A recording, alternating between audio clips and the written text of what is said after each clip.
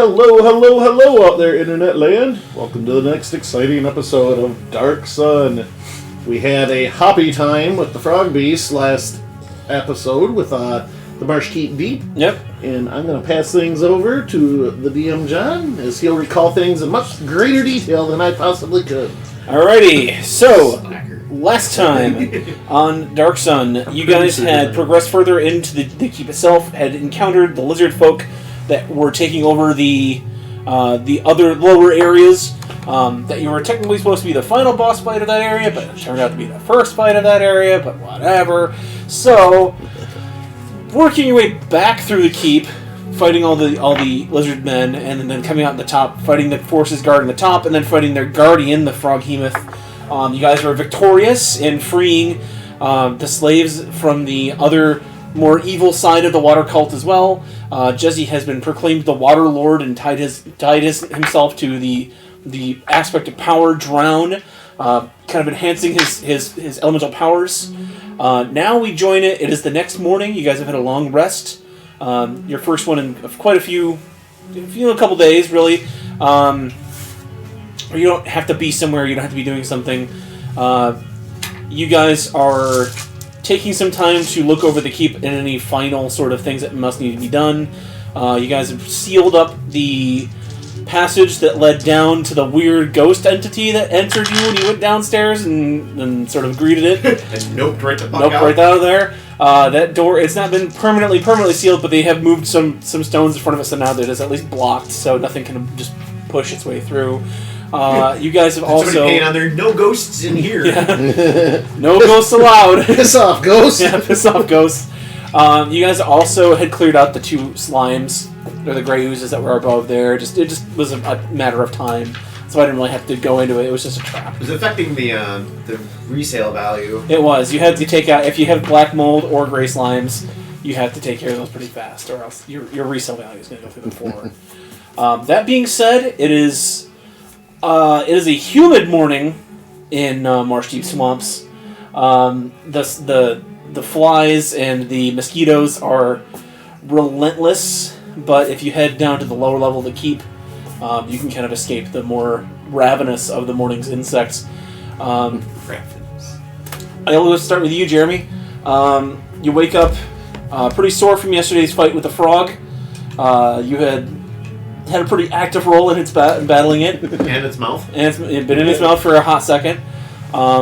You realize that you were... haven't been to the dentist in years. Also, I think I lost a contact. Here's your finest. Oh my god. It's gonna be like... you ever see those videos online of like the teeth clean? It's like, I got into this whole thing with like teeth cleaning videos on YouTube. I can't do teeth. Dude, it's grody, but it's like a train wreck. You can't turn away. For a second, I was watching the hoof videos. Those are kind of meh. Those were interesting, but I'm like, I need to stop because my algorithm's fucked, man. I still can't do like pimple popper stuff though. That's to me that's just too much. I watched one teeth cleaning video where like the guy's like teeth were so like. The build-up was so bad. It was like one giant fucking tooth, basically. Yeah, not one tooth, but it was like all big one his teeth piece of were like that. Yeah, and the dude had to take that little hook one Yep. and like crack it. Yep. And it looked like he was scraping his gums out. Yeah. He had to put like a little header at the bottom that's like, this is the plaque. Yeah. not his gums. Yeah, it's nuts. Anyway, those who are sensitive, sorry? You knew what you came for. They closed already. Yeah.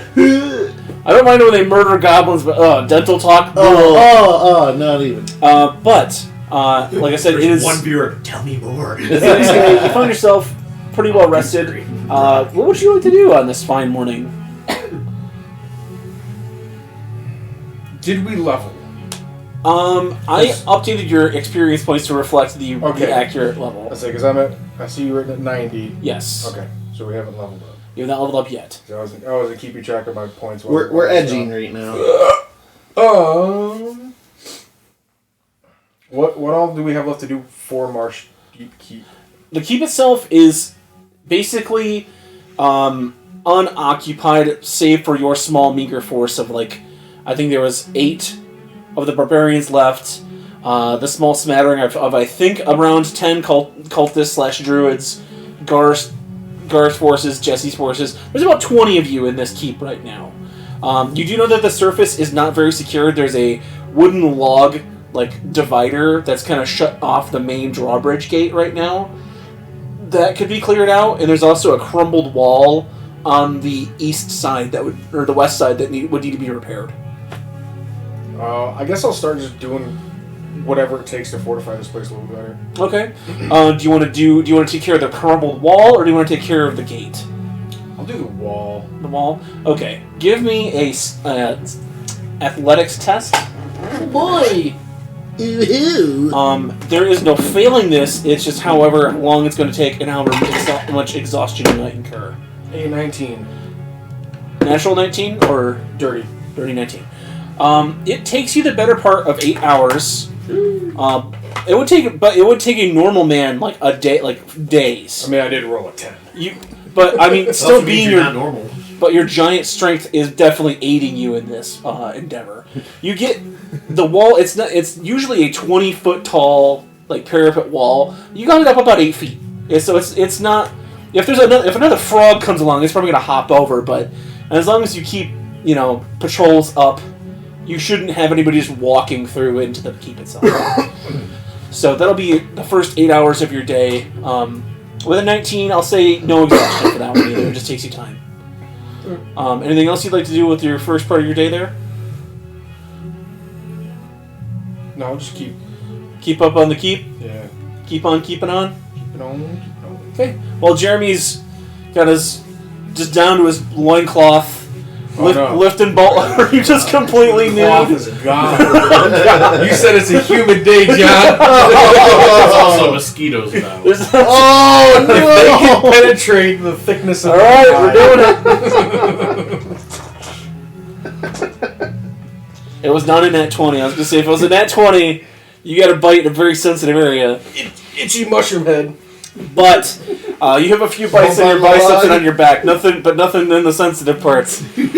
Go for the blood sausage. As your tender bits are left untouched, Jared, it is a pretty, honestly, muggy, miserable morning out here in the swamp. But it's a morning nonetheless. It's pretty breezy over here. Should we be used to it a little bit from the jungle? Yeah, I'd say so. Tits out, hits out. There you go. This is now become a nudist colony.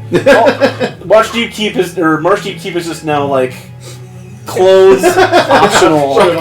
Ragnar got so hot he took his loincloth off. Oh God! Just wrings it out, lights up. I am genuinely sorry, folks. They know what they're getting into. Oh. Anywho, Is that on camera? You just walk over and he's got draped across his forehead. he has it tied like a bandana. God. Yeah, like a dude. It's a Karate Kid soundtrack. Listen up, crotch stain. So alright. good. So while Ragnar does nude yoga in the courtyard getting the wall repaired, what would you like to do? I'm gonna be a little more vanilla and do my plant growth thing. I'm gonna find somewhere safe and. Would you like to do it just around the outside of the fort here? Somewhere secluded. There, it can't really be seen, but I won't stray too far. Well, I guess just you have the map here in front of you. Give me a direction where you would like to go. Where's the keep? Is number Keep is number 6. 6. Okay. What's that little peninsula to the south looking like? Above 4. About 2 miles to the south, or about 3 miles to the south. It's just a large grove of trees. It is a bit of wilderness, so there might be some creatures out that way. It's grovey, man. But it's not right next to the keep. Okay. What about the shores of 4? Is that another? You know that is the settlement of Blun one? that a lot of the Skull Crushers have been going to. Apparently, it's kind of a rough and rowdy town. Okay. To the south, it's mostly, from what you've heard, kind of a bandits, smugglers, Scum and villainy? scum and villainy type town. Wretched. High. But it's a free town. That's the thing. It's You did something. no. There might be like some influences of Templars and stuff like that, but like it's not doesn't belong to a Sorcerer King. It's just a free shitty town essentially. Okay. About how many hours? 3, 4? Trying to roughly go off what you told me. 3 miles, no trail. Oh, miles, excuse me, no hours. 3 miles, no trail. I'd say probably about 2 hours to get out there. Okay. Because it's not like a smooth path. You are like picking through. This is a wild swamp. Right. But I mean, you could wild shape. You could turn yourself into a bird, I guess. It's up to you. Well, I'd like to go somewhere where it looks like I would have an effect and push the swamp, like maybe the trees and life and everything out further. Okay. Go ahead and give me a perception test. Survival. That'd be more for traversing it. Yeah, if he was walking along, I'd say survival. But if he's going to be just flying, looking for a place, I'd just say perception. That would be. Knowing good places. Oh wow, I got a huge bonus. I forgot about it. I'm gonna be looking at a 23 here. 23. As you look around, you see 2 good spots. There's a spot near number 3 where you can see that there's an old, ancient watchtower from whatever civilization lived in the swamp before it became a massive swamp. You can see that it is slowly sinking more and more into the waters itself. Okay. And if you wanted to, you could kind of build out that landmass again and sort of reclaim this area and that tower kind of for, on the land instead of like being like almost a quarter submerged. You can also see that is where the Three Creen camp was made, but you can see it's already gone. Like the survivors are like you see old campfires and like bits of like the Three Creen's ability to like make. They have like a chitin they can like kind of spit up and it hardens on air. Yeah. You can see a few structures that have been like built with that and wood, but they're already abandoned. Old campfires, like pictures. Oh, hello there. I didn't think anyone would come visit. Back in my day, we had s'mores. I'm gonna ask the group followers as well if I could get a couple to help me and maybe watch my back. Give me a persuasion. You gotta ask somebody else. I mean, I don't know if you're gonna go cook up all sorts of weird. I'm gonna Don't watch your back while you do this. Jeez. I'll say you get 4 hours because he's doing while he's scouting out. Is there anything you would like to do in this bit of mornings? The only thing I can think of at the moment is just have Micah tell me what this dagger does. Identify it. Yeah, identify it. If that's something, like you said, you could do. Well, of course you are invited, but I just Passing the ball. dictate what you were going to do. So. In a wonderful show of teamwork, we were passing the ball to you, passing the ball to him, to pass the ball back to Jared. So, ball, Kobe. It's kind of how the debt works. Oh. Alright. As you identify that, you notice it is a dagger of venom. It's +1. It's a +1 magical dagger, so attacks and damage. You can use an action to cause a thick black poison to coat the blade for 1 minute, or until an attack using this weapon hits. That creature has to make a DC 15 con save or take 2d10 poison damage and become poisoned for 1 minute.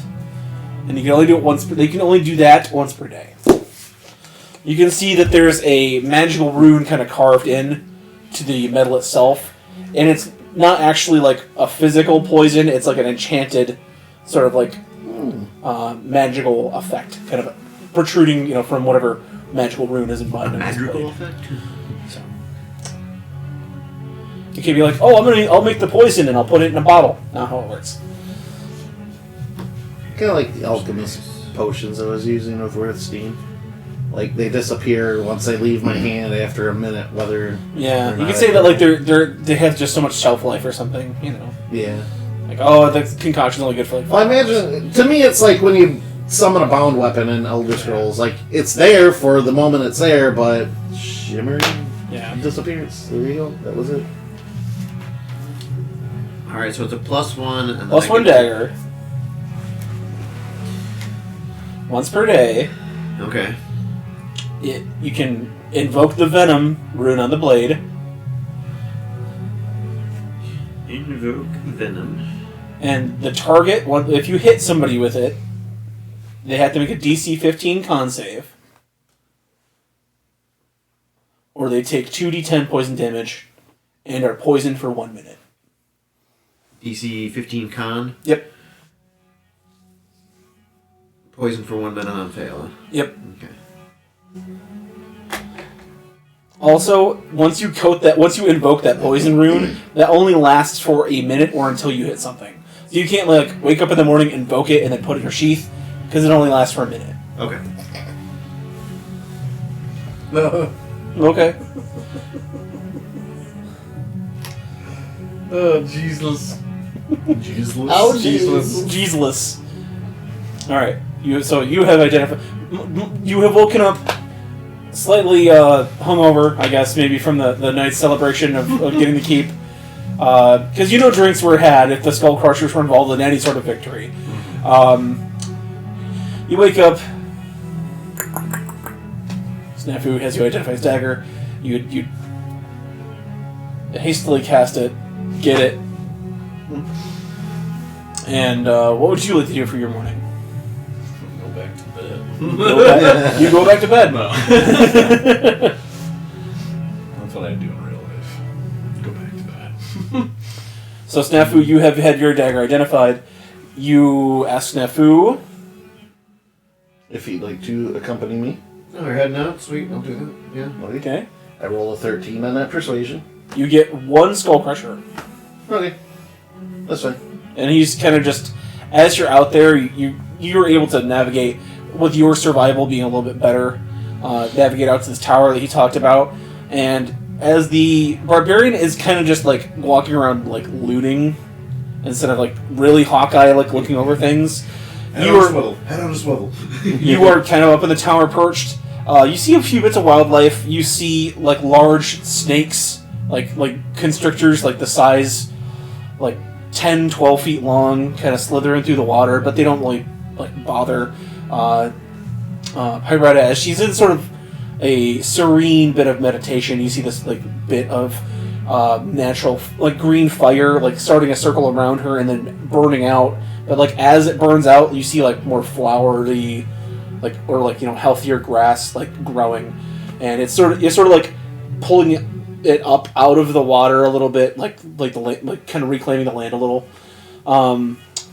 Jared, while you are in this trance again, you hear faintly the same voice, but it seems distant. This, I am the true fire, I am the true fire. And you can feel it trying, like, it's almost too far away to influence your actions, but you hear it like an echo down the hallway. So it can't really affect you, but you notice there is a presence trying to call out to you while you're doing this, but not in a manner that could be disruptive. Okay. Once you awaken from this trance, being that 8 hours later, it has grown. There's no weird symbol burned into this, but you do have that feeling that you were being watched while you were in this trance. Okay. I go down the hallway. It's dark. God. Give me a perception test. Perception? Yep. Well, that's shitty. Actually, I didn't do too bad. 17. You see a series, while you're kind of perched at 3, you look in the direction of 1, the ruins of Larch, and you see a series of fires being burned in the city, like campfires. So you notice that they have set up like almost a permanent camp with the Siegebreaker in the ruins of Larch. Other than that, that would kind of be... If you're kind of thinking things out, like, okay, we have 3 as a place now where it's not as like half sunk. There's a place we can go here, this tower to hide if we need to. 2, those are the waterways that you went to. You're kind of getting a lay of the land a little.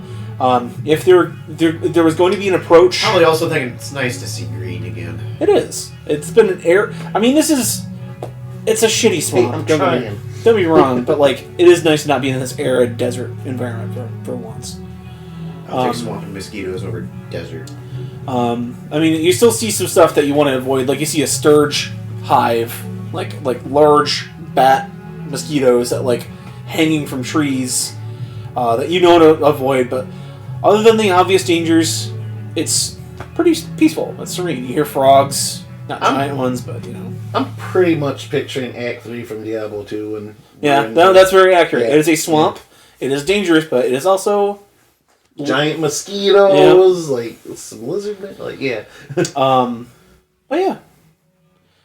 As you kind of look around, you would notice that I will give you advantage. That'll be your reward for kind of scouting. To find pathways in this swamp, if we're using survival, you will have advantage. Because you've kind of familiarized yourself with this region. Jared also get a point of inspiration for that, kind of reclaiming that tower. Thank you, sir. As you guys are headed back, you see that the Skull Crusher has a dead sturge, and he has a giant like baseball-sized like stinger welt on his arm. He's like, "Don't go to that tree." Snafu probably just grins knowingly, like, "Yeah, could have told you that." No, don't fuck around with those things.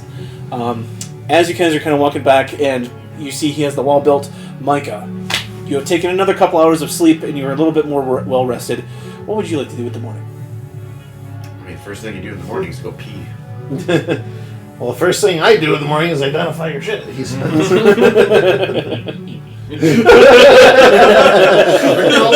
you wanted to go out and do something. Need me to watch your back.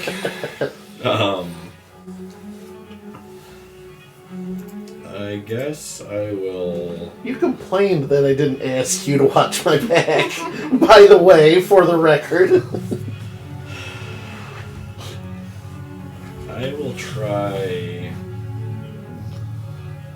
It's not so much you didn't ask. You should know. Just let me know when. Just give me the heads up. I'm out there. I didn't have anything to cook. But yeah, I know. I'll be fucking kidding around. Okay. Who were were they Fire Tribe people and Wind Tribe people that Jesse let go? Give me a just a flat intelligence, just to remember.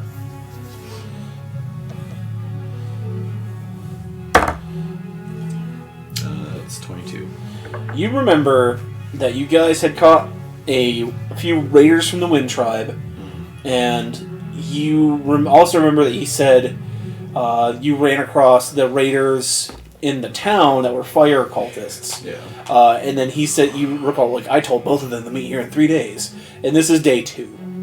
So you know that tomorrow, apparently there's going to be some cadre of yahoos from both the Fire Clan and the Wind Clan, if they decide to show, coming through here. Are we back? No, this is while you're out. Okay. Do we know where their camps are even at? You know that the Wind Tribe guy said that they were to the south. And when you looked out, like you were crossing the kind of the grassland plains to get to the swamp, you remember seeing off in the distance there being like, you know, like thousand needles from WoW, like all those tall bluffs. You saw a series of those out to the south, and you could swear you saw like dots, like kind of buzzing around. And you know they have like those flying like air-filled like balloon sacks that they use to kind of like jump and float around. What about the fire guys? Are they to the north? You do not know where the fire guys are, but you do see a corona of a volcano to the northwest. Yeah, the northwest. Probably safe to assume. It would be safe to assume. Bet they're hanging out in Death Mountain. Yes.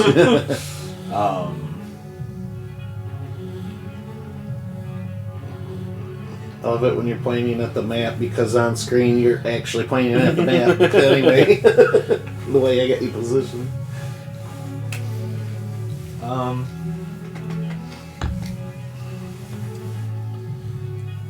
I guess I'll head to the ruins just to kind of check up on everybody. Okay.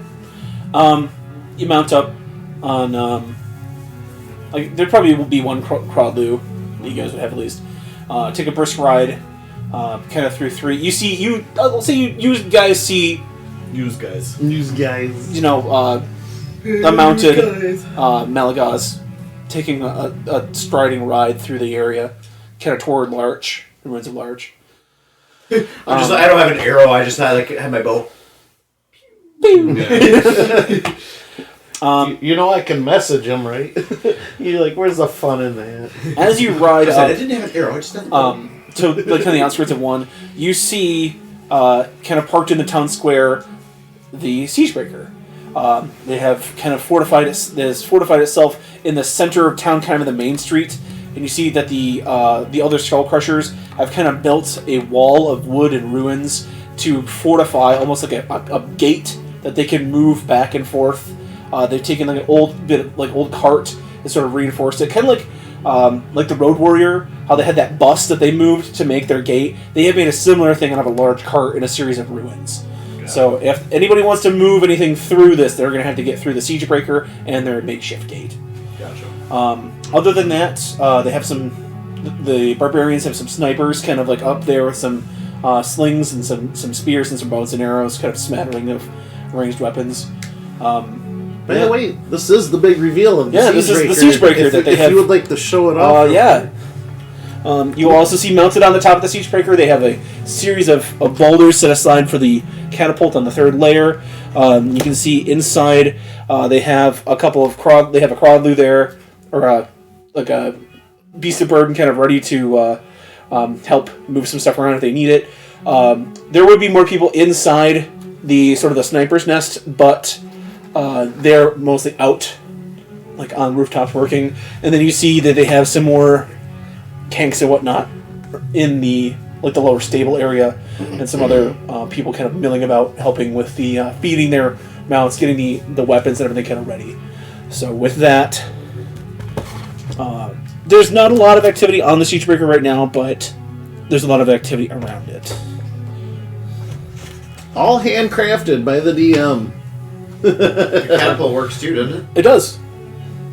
What I don't have anything to shoot with it, but yeah. Will it launch a D8? Maybe. But yeah. I don't have any M&Ms. That would actually be perfect. Nice. Except for you're launching an M&M. Launch it into your mouth. Yeah. Okay. I just wanted to make sure Or the that back they're of going to be fortified. Yeah. They have a form of defense. Okay. You know that Varaka is usually the one that would be commanding these guys. She must have left them with some orders. Because the last you saw her, she was still asleep.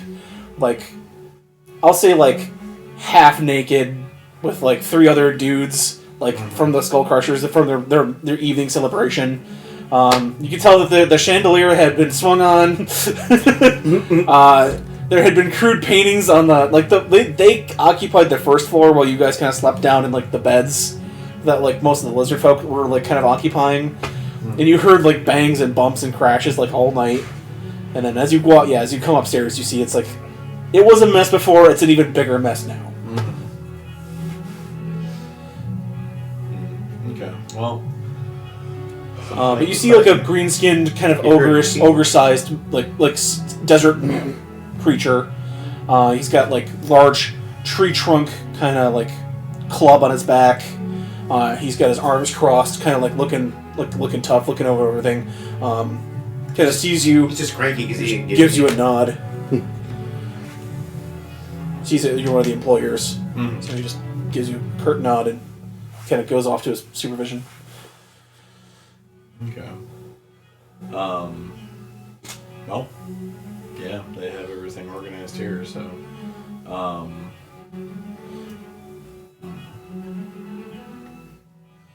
Is there anybody I know up here, or no? Because we took the one ship. Your ship is still at Freedom. It is being occupied by the Dune Vipers. That's right. It is kind of their temporary base of operation. I believe Alton is with them as well. Okay. Kind of overseeing with the ship.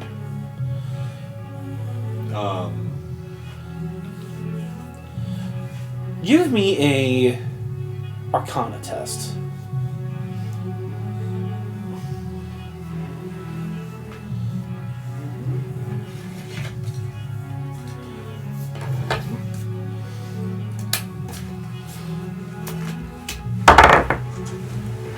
Uh, 28.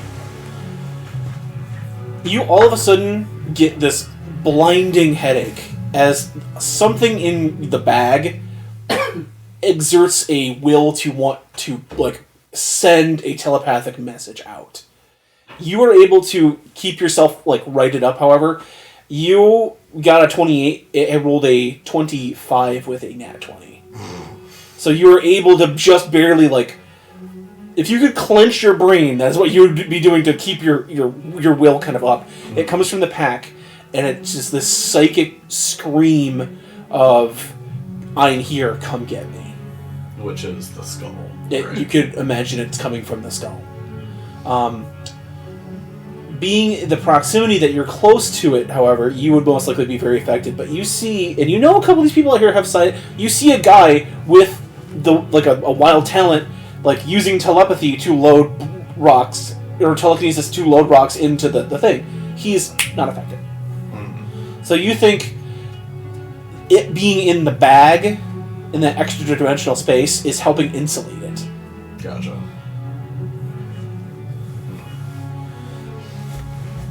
And that, we figured out that is what everybody's looking for, is this skull. Right? If you weren't sure of it before now, you are definitely sure of it now. Okay. But I still don't know what it does, though. No. Okay.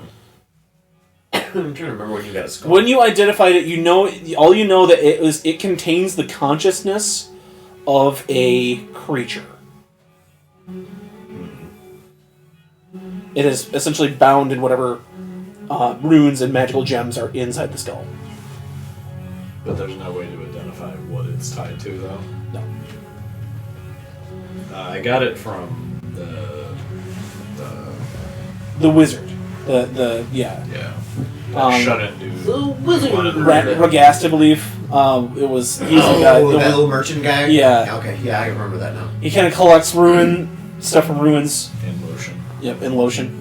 Oil of slipperiness. Yep.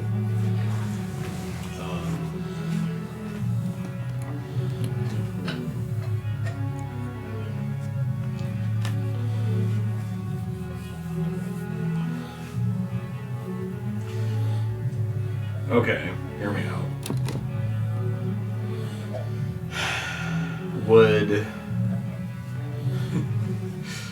I guess this is kind of a weird, out-of-the-box way of thinking about it, but... I can do out of the box. With us, yeah, you better. Identifying the skull won't tell me what entity is tied to it. Right. Since I technically have a possession, could I scry on it to see what entity is tied to it? You can certainly try it. Okay, I will certainly do that. Okay. Sweet. It's a wisdom saving throw if they're trying to resist.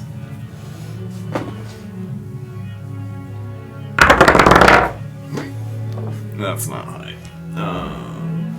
But you may have rolled low. Who knows?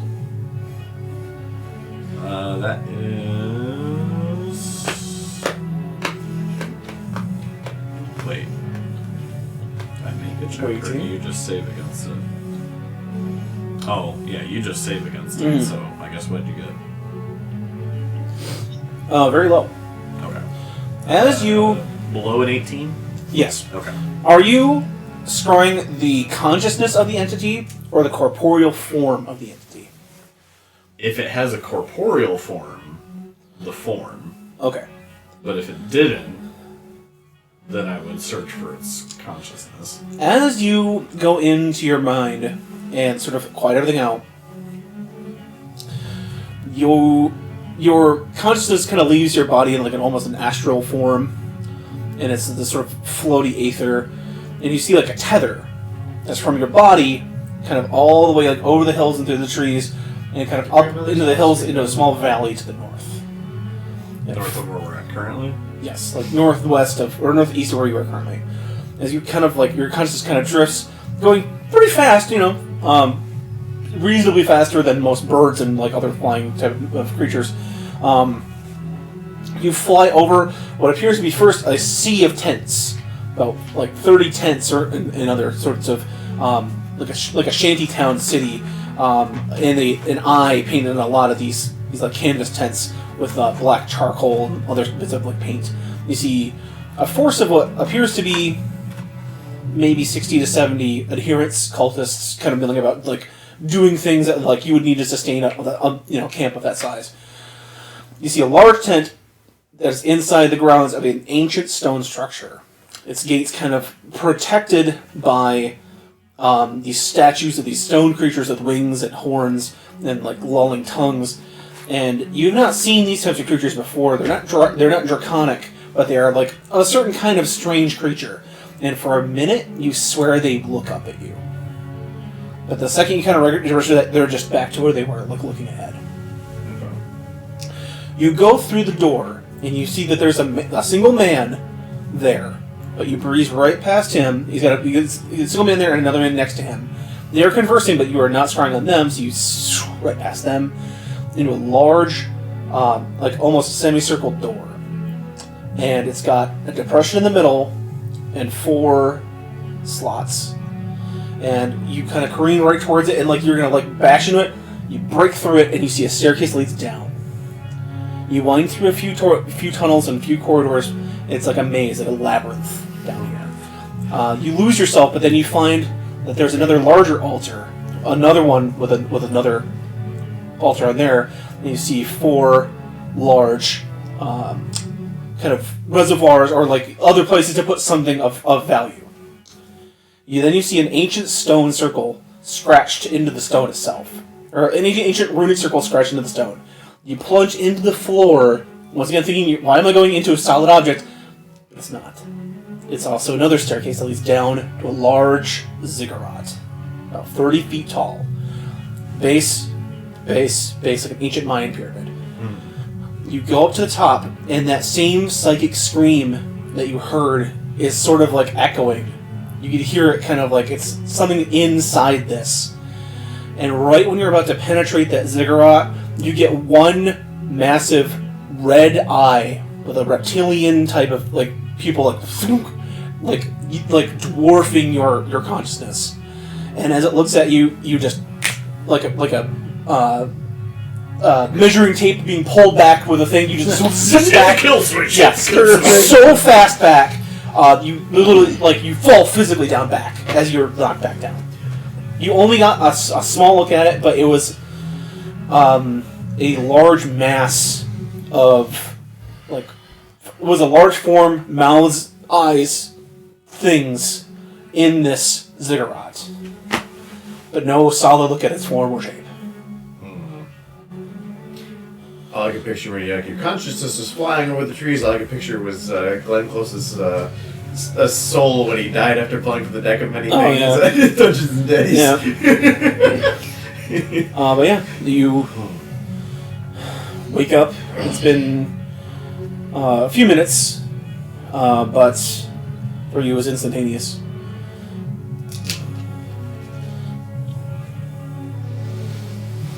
Nope. A whole lot of that. I would say if this was Elder Scrolls, I'd be hitting that sap hard.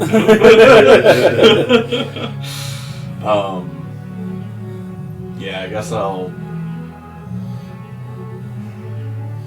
Did that camp look like it was moving? No, it looked like it was camped outside of this structure. Okay. Gotcha. Which we did know that their camp, whatever the eye is somewhere. You recall being invited Right. to this guy's camp to speak to him about the power. The glow. The glow. The glow. You got the glow.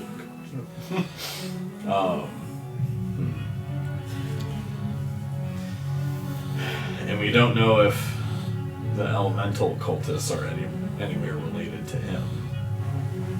If they have an agenda together or anything like that. Oh, like the 4 factions? Yeah. Not that you know of. That would be something you might want to talk to Gar about. He might know something about that. Oh, yeah. That's a good idea. I didn't even think about that. But yeah, I'll head back to the keep. Okay. And then, yeah, when I can, talk to Gar. It's evening. You do notice that none of you have seen Jesse all day. And Gar is sort of... You see him later on at, mealtime, You guys are kind of just making like a large bit of.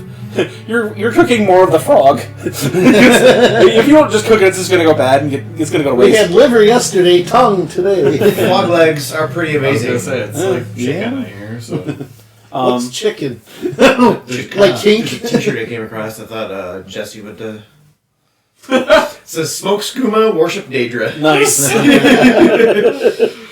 I did see a Eldritch Blast T-shirt that made me think of him the other day too.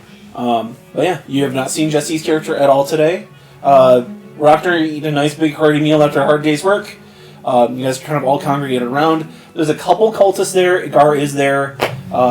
You see he's still got his crab claw kind of wrapped because it got cracks in the fight. Frog tried to eat you. Now you eat frog. Maybe there's a It's a bitch. It's Soviet Athos. But yeah, Gar's just there. His arm's kind of in a sling. There's the other guy telling about how he got this big welt on his arm from getting stung and by some bat. Shamba. But yeah, you guys all kind of converge for the evening meal. You see that the I'm dressed again. you are dressed once again. I will say, give me a perception. What's your passive perception? 12. Your dick's still hanging out. People At some point- I know people are all feeling awkward. At some point while you were like out like working, you saw you caught Varaka, like the female leader of the Skull Crushers, like leaning out the window, just full on no shame, just like He's showing off. Rockner shows up in a cod piece with a little bow tie. I cast enlarge on myself. crack open a Diet Coke, just drink it on the sunset. Wait till you'll see me when I'm classified as a large creature. You do notice that she is sitting significantly closer to you now than you've ever like before. When she walks by, she kind of. She goes, Need a shower. Musky. Hey there, big man. But yeah. Any sorts of news or things you'd like to exchange? Anything you'd like to do? What is his claw wrapped in? Is it just literally cloth? Yeah. Has he like? Is he just like? A napkin. I needed He's a got it sling, like in a or has he does have it in a healed sling. at You all? see, like the carapace like is normally a deep orange, but you see the crack, and but it's white. So like it probably got healed, but it probably still needs time to like harden. Okay, gotcha. So we just nickname him Claude. You could try to call him that and see if he gets pissed. Mr. Pinchy. Some joke I heard about, those different pun names or whatever, like man who fell into tiger den, known as Claude Balls. Yeah, Claude Balls. Yeah. That's an old Steve joke. I remember.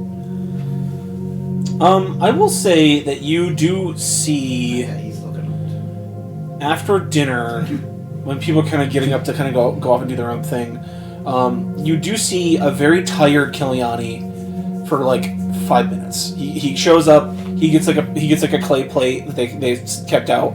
He gets some food. He pulls a water skin, and he just goes back downstairs.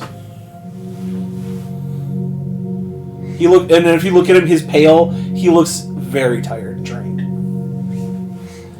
Somebody's jerking it.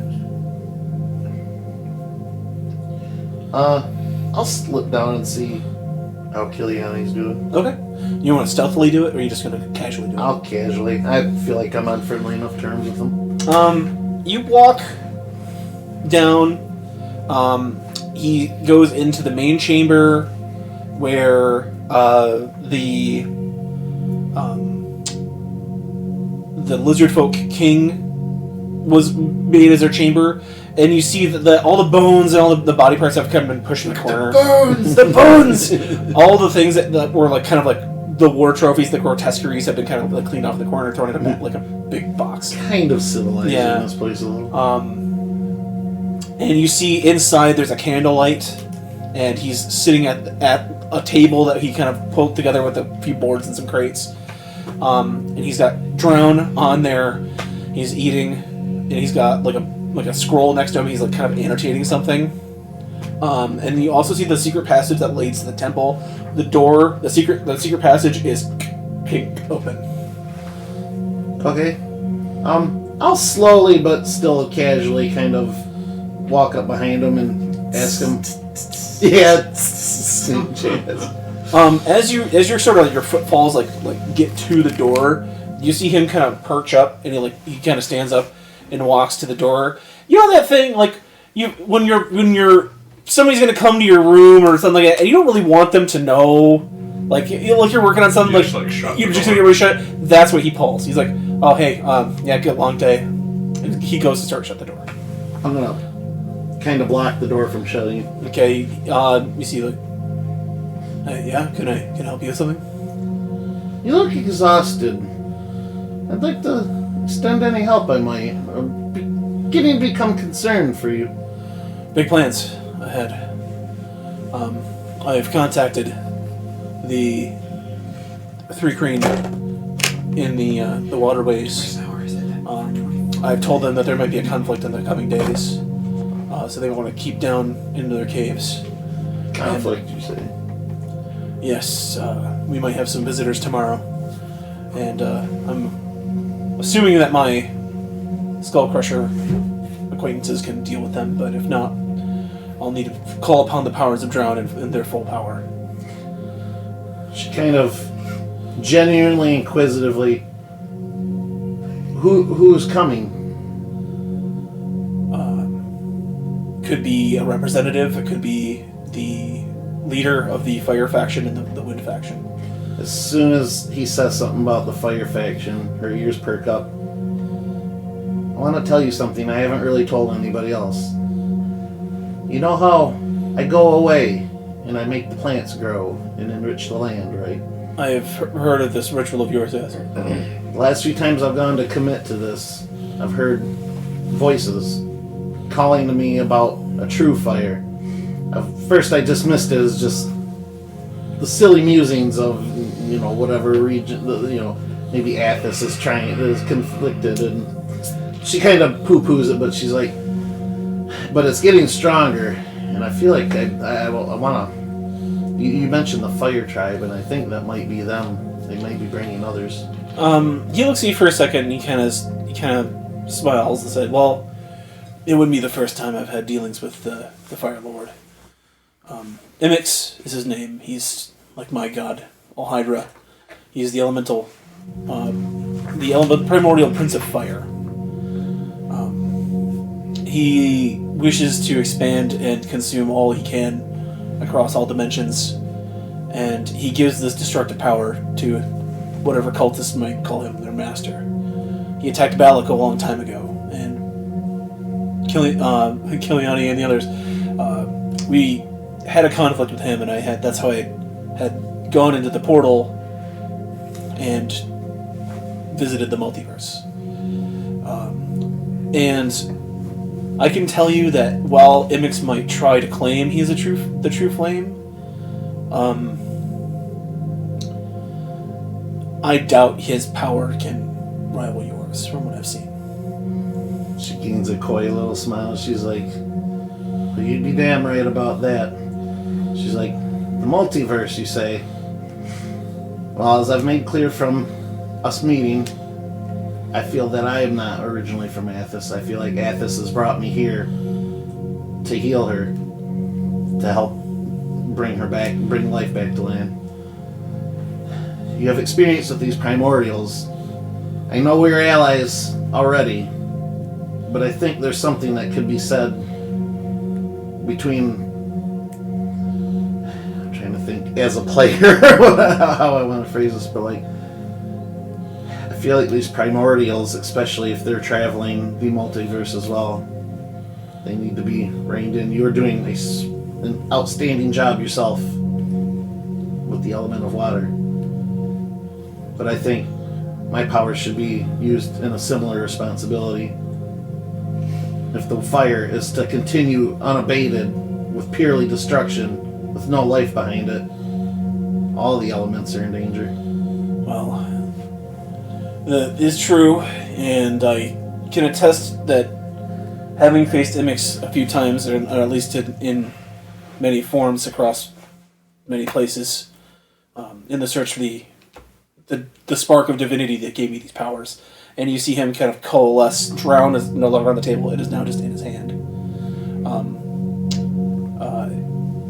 It was a hard-fought battle, and I had spent centuries looking. Prolonged my life. My life was prolonged artificially for a long time, and I can tell you that while all Hydra, she is a tempest. She is a wild storm and a downpour. She is the floodgates breaking. She is the thunderstorm, the tsunami at night in the ocean. But in a world with no water, I will take a tsunami over an arid desert any day. And he kind of nods and says, I have some more work to do. She reaches out and puts a hand on his shoulder. Well, keep no secrets, friend. I know the others have their agendas and their plots, and I trust them well enough. But I feel like this is something that we have a particular synergy on.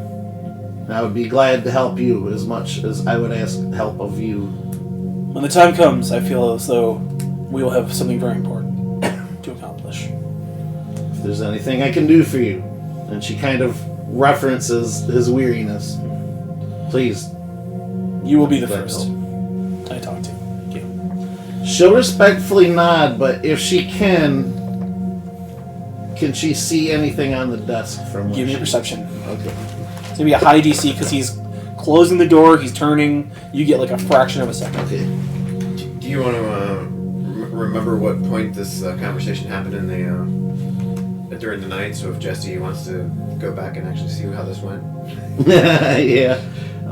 That's a good point. We are at just over, we're at an hour and 3 minutes, so he can tune in around the hour mark and he'll be able to see how this happened. Perception, you said? Yep. Yeah, 15. Perception plus 10, so 25. 25 is the DC.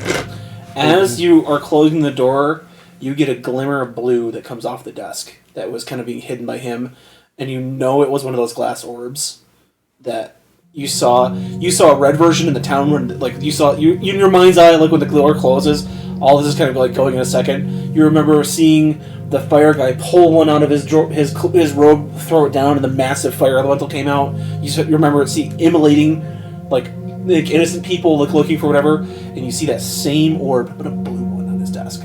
Okay. The door closes, Okay. and you also hear clink. Like a lock setting. Okay. No, I'll respect it. There's privacy for now, and I'll leave. You're saying like, I know the rest of the party, they have their plots and their goals and all that. Except Snafu, he just likes eating things. I don't know what all his deal is. But anyway, Who knows what Destiny has in store for Snafu? We'll see. Right. We'll see. he's just trying to live a simple life. Cook off. Maybe open a food cart, food truck. Except it would be on fire every day. While this is going on, you notice that she is gone. Gar's just sitting there. I want to, because I don't even know if he knows our run-ins with the other cults up to this point, and the all-knowing eye, and all that. Just see what he can tell us about that. So like, what question? Let's say you guys kind of start up that casual conversation that gets your foot in the door. Like, oh man, hell of a day today. Hell yeah, that's crazy. You see the Knicks, and you start. I was going to give him the clamp. I was gonna give him the clamp, and then it works into that question. So what's the question that is the actual thing you want him to answer?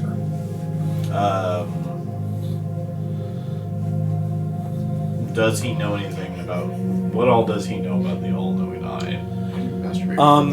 You see him kind of look in the distance, and he says, "Well, we were out. Well, my tribe of druids was out in the lake, the last lake. We were contacted by the cultists that were corrupted by whatever deity, And they had claimed that the true god of water, something named Zugmoy, was there waiting for us, and we had followed. I met a man in a white and gold robe once. When we arrived in this area, we came to Freedom first, and we were kicked out. They said they didn't want anything to do with any of the cults. So then we went to Blonde here, spent a day there, almost got robbed blind, and then finally we were contacted by this Calyx. And he said he was an emissary for the Great Eye, and we went to his encampment near the ruins of Shivarm to the north. Some ancient palace, site of a battle of some time ago. And he gifted me with a boon of sorts. He gave me directions to this place. He said that there was a node of water here, that only my powers would be enough to drown from its resting place, and I did have to. We fought our way, snuck our way back here, past all the lizard folk, and that's where I retrieved around. But as far as Calyx, he seemed like a grand visionary from what I'd known. We spoke for a day. He has power. I saw him use some power.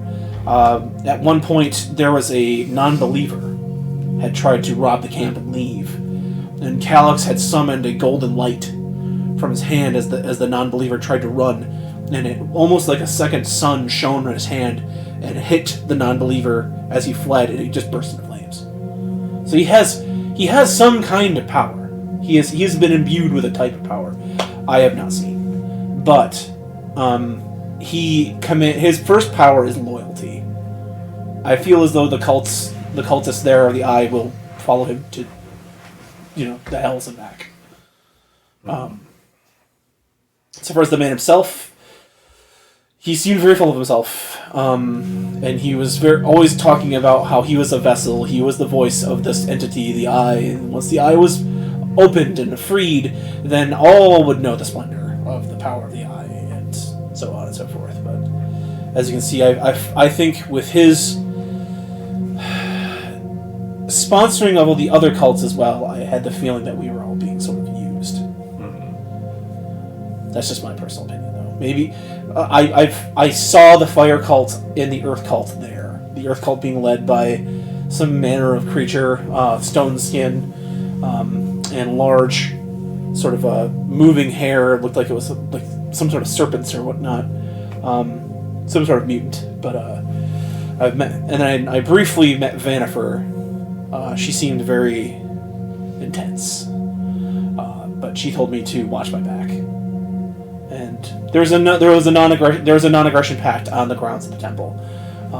He said outside, whoever brought him the reward would be the artifact he sought would be very handsomely rewarded. That was really all I think he cared about. Did he say what artifact he was looking for? Something to do with the sealed temple. You could get inside of it, but he couldn't plumb its depths. The weapons that we carried, I know Tinder Strike was the one Vanifer was carrying. The Earth cultist had a pick of some sort, and I eventually had found it drowned and rested it and wakened it. Not to its full power, however. That's what Kiliani had just done. But I have a feeling that all of these artifacts and whatever he was seeking are the key to some dormant power in the Temple of Shivar.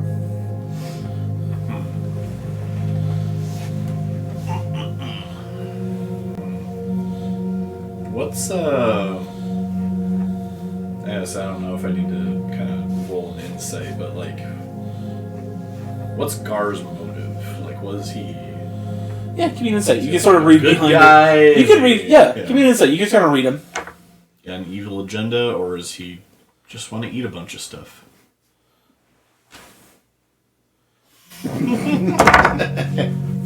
Kindred spirits, him and I. He just 17. You get the sense that Gar is tired.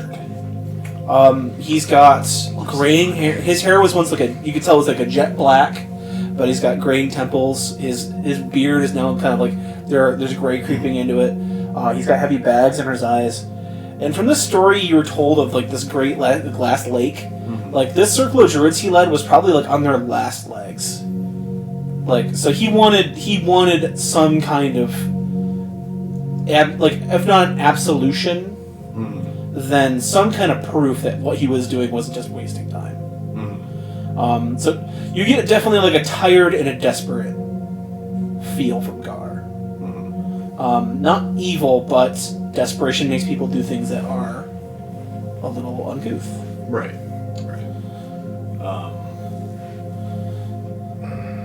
I guess I'll ask him what his plan is now. Well, Kiliani has come, and I've handed this task to him. He had spoken to me of this Hydra, and I agree that even though she's another elemental prince or entity of some kind, I agree that the water spirits I served at the lake were in their final, like they're almost in their death throes. I felt like I was just proceeding over their death. The fish kept dying every season, fewer and fewer, plants and wildlife around the lake drying up slowly. If this little Hydra's willing to cover the world in water again, I think it's a worthy cause. I know Kiliani seems like he has a lot on his mind, and he's got some things that he's definitely trying to accomplish. He's told me about, but I trust him. He seems genuine. He seems genuine in his earnest attempt to try to bring water to Athos.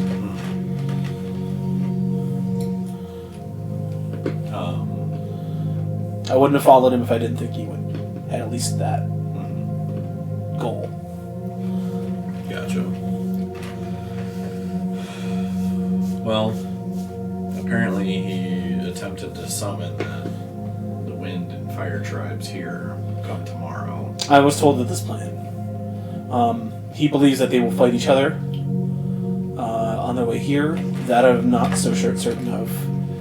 I have met Vanifer, and she is not as stupid as I think Kiliani thinks that she is. I have told him this, but he has told me to rest assured he knows what he's doing.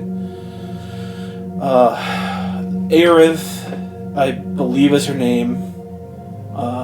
I've heard of her. She's capricious, but like a tornado, she is also destructive. So we'll see if when they meet, if oxygen feeds the flame, or if it snuffs it out. I guess we'll see. Say, well,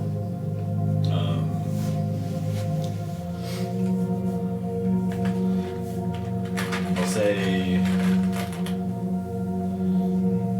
Kiliani needs some good people behind him. I've known Kiliani for a long time. I think it's, I'm not a faithful person by any means. I don't serve any deity. But I do think it's important to have a belief in something. And I think maybe finding faith in this new El Hydra might help guide your people and give them some sort of direction and purpose again.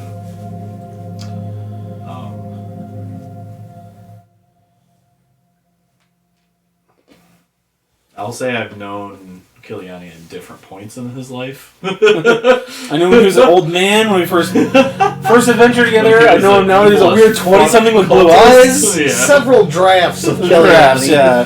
He's Benjamin Button. Yeah. I would say just make sure that you always keep your people's interests as a top priority. Kiliani is a strong enough force on his own. He holds up his crab claw hand like this was the last blessing I got from the spirits of water. This is what I took with me from the lake.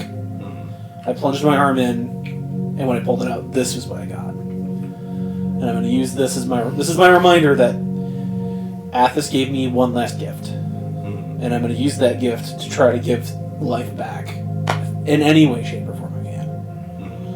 And like I said, if water flourishes, then I think the balance can be restored here. I feel as though fire and earth and wind are crushing the windpipe of water here, and I think water needs some backup.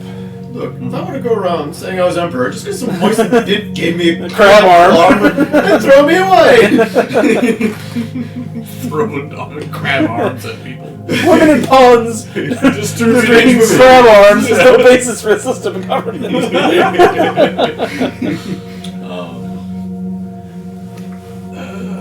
I will. You get the odd thought, is like, well, I wonder if Wingar wild shapes if he keeps the crab arm. Oh yeah, because he's technically a druid. He's a druid, yeah. He's just some squirrel with a crab. He shapeshifts into a crab and has a human arm. I was gonna say he shapeshifts into a bird, but still his crab arm just flies in a circle. Still got the one wing. Fuck that one aspect of my ability up there, I'll tell you that much. But yeah. I want to. You're also sitting here too, guys. If you had anything that, like, you have the whole NPC lot here except for him and Kiliani. If there's any questions or anything that you guys wanted to inquire about. Brett said early on, what? No March Madness watch party? So, if you consider plumbing the depths of an ancient eldritch horror, March Madness, This is then madness. This is March Madness. Marching into madness. With a 17, can I tell like what that white stuff is, like filling the cracks of his claws? And just like Nature check. okay, I got a 17. Just carapace. Oh, okay, just carapace. Yeah. Just you would consider it's probably just fresh carapace being hardened. So it's sensitive, if Yeah. anything. It's not like it's not He quite just has like a cloth around it. just to protect it. Yeah. He doesn't like move it and use it.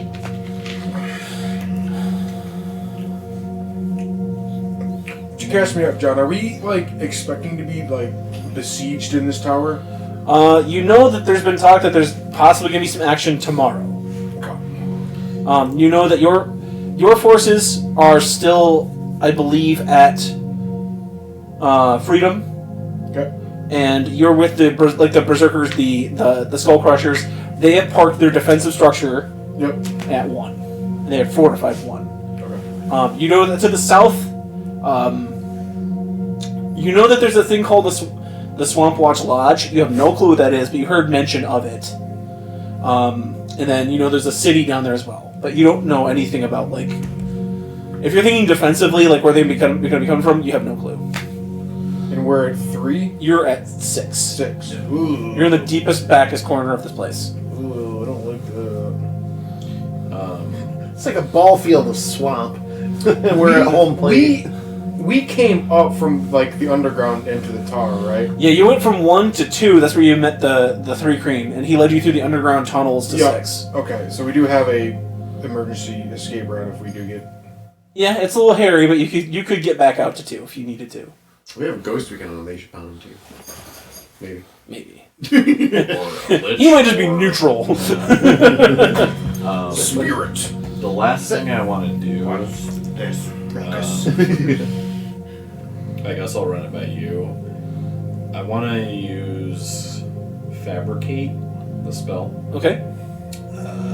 It'd take a few minutes of casting. 10 For you right now, isn't it? But I can basically convert raw materials into products of the same material. Okay. So I kind of want to do like a hardened like cast around his claw Okay. to protect the sensitive bits in case he does get in a fight or something. You could do that. You could turn the cloth into like almost like a leather and cloth. Like you had like maybe grass leather, and it would be like a gauntlet. that would Yeah, go like a over it. fitted cast for Yeah. it. Yeah, that's kind of what I was thinking. You could do that. So I would just do that.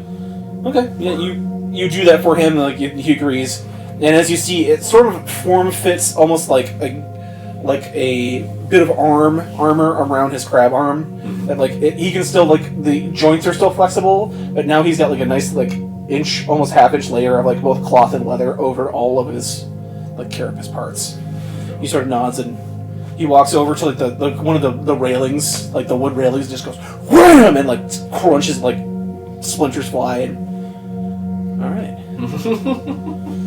Internal bleeding. I like it. Yeah. That's what the blood's All supposed to be, still though. works. Crab hammer. Yeah, that's all I was gonna do. Basically, just kind of repay him for the information. Your Kingler just learned crab hammer, Micah. Yeah. Vice grip. Vice grip.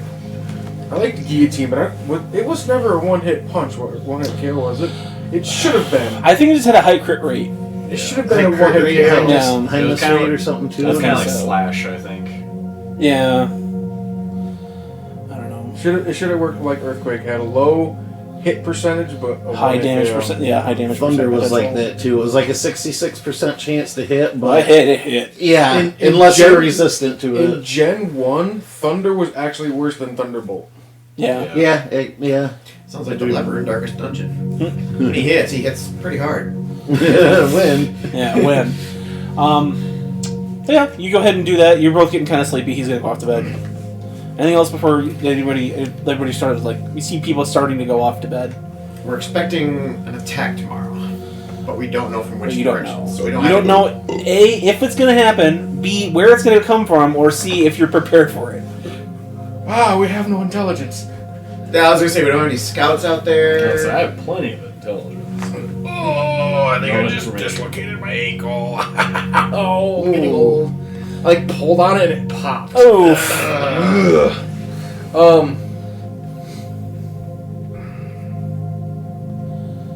So Rockner, your tactical mind over there seems to be turning its gears. What would you like to? Loading. So Yeah. I want to make it so that if we do have to go into the tunnels to escape, that we will be able to cave in the tunnels behind us. To Okay. prevent being followed. You do know that Jared does have a stone shape ability. You saw him use it in battle. So if push comes to shove, you know And that your fireball. druid can close it off. Alright. If you wanted to rig a I wasn't gonna get too fancy about it. I figured make it so that you know how in mines they have the wooden beams to support, just knock it out and just magic happen. if you wanted to find a weak spot that you could hit with your hammer, I mean it would just be looking. You know, if Jared was preoccupied and couldn't do it. Yeah, I guess I could do that one, and then I'll mark it somehow. Hit it with Okay. this hammer like a tuning fork or When you're something. down there, give me a skill that you think would be that you would associate with that. How would Rockner do that? Intimidation. Just yell Oh, Use cave! rock. You know what's funny is my intimidation is a 3. There you go. Nature, knowledge, rock. I mean, There is a thing, Jeremy, in the player's I miss handbook. having dungeoneering. Yeah. Because that was anything underground. If you want to use your strength instead of your charisma for your intimidate, you're Yeah, I gonna was just do gonna that. say that there's a thing in the player's handbook. You can use your strength instead of. I'm just gonna show up perception it because Okay. I have a 6 in it for a 22. There is a lodestone that you see that's a bit further back in. That you could definitely, if you hit it, if you took your hammer and just straight up went into the ceiling, and then ran back, it would most likely cause Then it. you got the move. Yeah. Okay. So yeah, you find an oh shit button Looks like you got a that you can warmer. push. Yeah. It's alright. But yeah, Take it. the Good boy. night goes on. Yeah, the only thing I was thinking, John, if there was some sort of enemy encampment somewhere that we knew about, maybe I'd go harass in the middle of the night with my stealth. But we don't really know it, so. That is My other thought would be, while we're cooking up the frog, while the fires and stuff's going, if I could just maybe cook up a few extra a few extra spider cakes. okay. Yeah, you can go ahead and do that. All right. I'll Was work there so many parts per spider cake?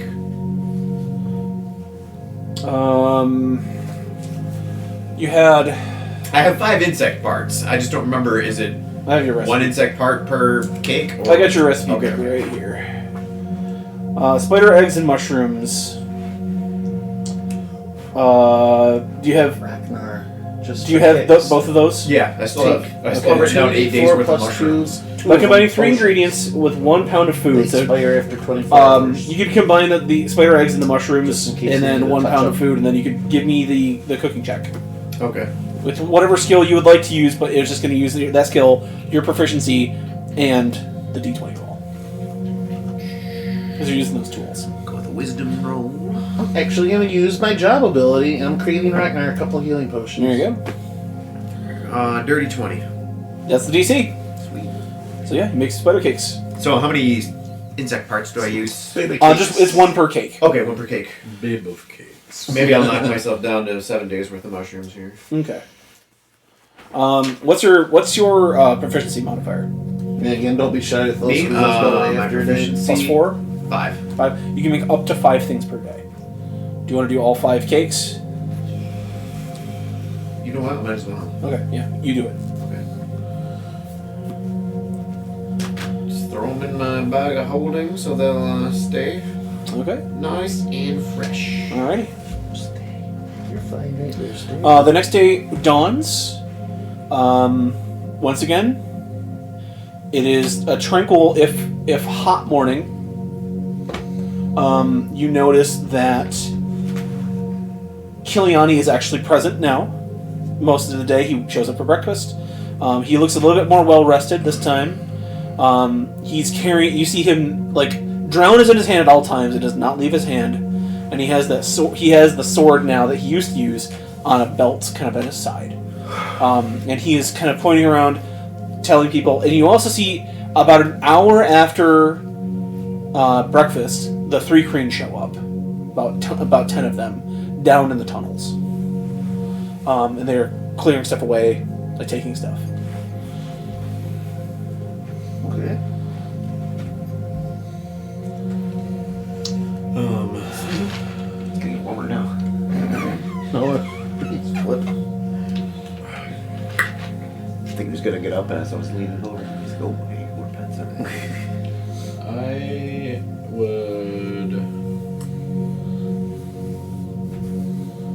Has anybody spotted any activity or anything? Not that you can see. You can also see that the skull crushers are on the walls, actually patrolling now. There's been a watch set, but nothing has gone off yet. Gotcha. Look to the east. like a pocket watch or a wristwatch. I'm actually gonna It's do a- that. It's a fucking mountain. I'm gonna use fly. Okay. It lasts for 10 minutes, and I'm just gonna do a swoop. Just kind of patrol, not down by Bloom or Blun. Okay. No, it's shoot. Because whatever. But kind of start at 5 and just do a patrol just to see Towards your buddy. if I Okay. can see anything on the horizon. Give me a perception. As you DBZ around the swamp.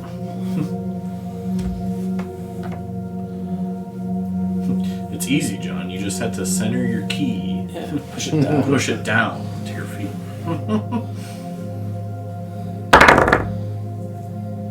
That is 24. Oh God. I really wish I could remember that quote from Mr. Cheezel. I dreamed I was a seabird. Flat. Yeah. That whole, yeah. I turned into a Mr. snake Cheezel! and slithered my way. Yeah. And what it taught me humility. Yeah. Mr. Cheezel, what do you want? I want some. You sold it to me, Dante.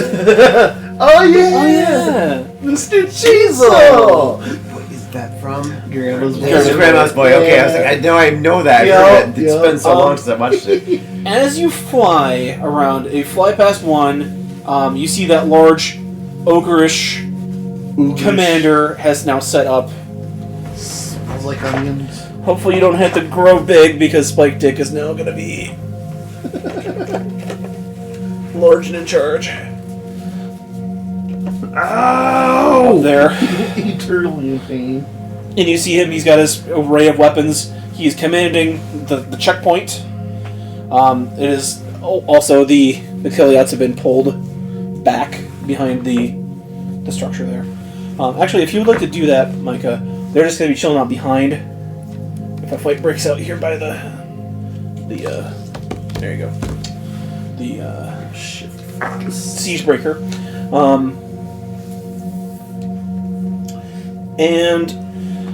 So they're fine.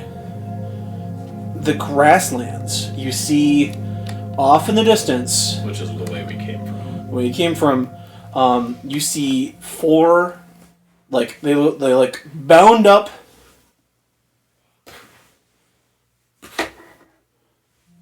And they're kind of leading ahead of 5 people riding various mounts. You see that coming from the east. So floating shapes and riders. About 10 altogether. From the east, and we're still at 6. From the east. Be from 1. Oh, like, 1. Though they are most likely going to encounter these guys. So you're flying down past 3. Oh, that's right. You see that the tower that was once kind of half sunk down has now been reclaimed by the land a bit more, and it's a little bit more green around there. So you do notice if there needs to be an oh shit spot you could get to, the tower 3 is pretty defensible. So you could get there if you need to. You swing by 5 and you see that there is a force mounted on Einixes. Large. That would actually be more like what that lizard is in there. It would be like an Einix. It's like a large rideable iguana, like from like episode 3. You know, not quite as big, but like a little around that size. And you see there are about 6 or 7 patrolmen with like long pikes, spiked clubs riding them from around between 4 and 5, and kind of the trail in a little bit, doing their thing. And then off, kind of in the west, you see another group of riders. But it's kind of like a dust cloud kind of surrounds them. You see at least 4. So it looks like people are coming from 5 and from 1. Okay.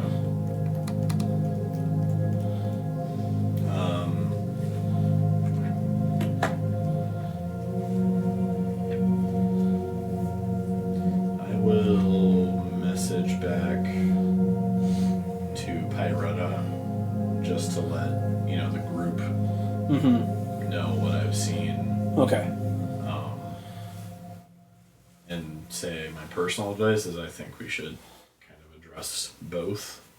I mean, I feel like one will probably be good, but at the same time, I feel like it might be nice for one of us to be there at least. Just because there's more coming that direction. Yeah. But then I'll start making my way back to 6. Okay. He relays that message to you. Okay, I'll relay it to the group. Force of 10 coming to 1, and a force of at least 4 coming from the Blun side of the south side of the swamp. Okay. 10 people. From the east. From the east, 4 from the south. At least 4 from the south, but there was a cloud of dust you couldn't really see. He couldn't really see. Pyretta can volunteer to be that one if the group thinks it's wise, because she has a means of getting back to the group fairly quickly if need be. But she just volunteers. She's not necessarily suggesting, huh? Your teleport doesn't reach that far, does it? She can Message, not teleport. She can wild shape back and just Yeah, I can Okay. wild shit into a bird and fly back or something, or whatever. Bug. finding one bird in a 5 mile square 5 miles of swamp. Well, or a bug or something. Yeah, bug. Giant bug creature. But that was a volunteer, not necessarily a suggestion. So she's. If anybody else has any better ideas, but. Micah, did you warn the people at 1 that they're having people coming? I mean, they have watch people. I'm not gonna fucking run around being the little midnight rider and tell them shit that they're gonna find out in like 5 minutes. The British are coming. The British are coming. The baddies are coming. Where did you say? I'm sorry. The Siege Rakers parked at again? 1. Okay. They have utilized the ruins so that they can fortify themselves into a pretty defensible position. Okay.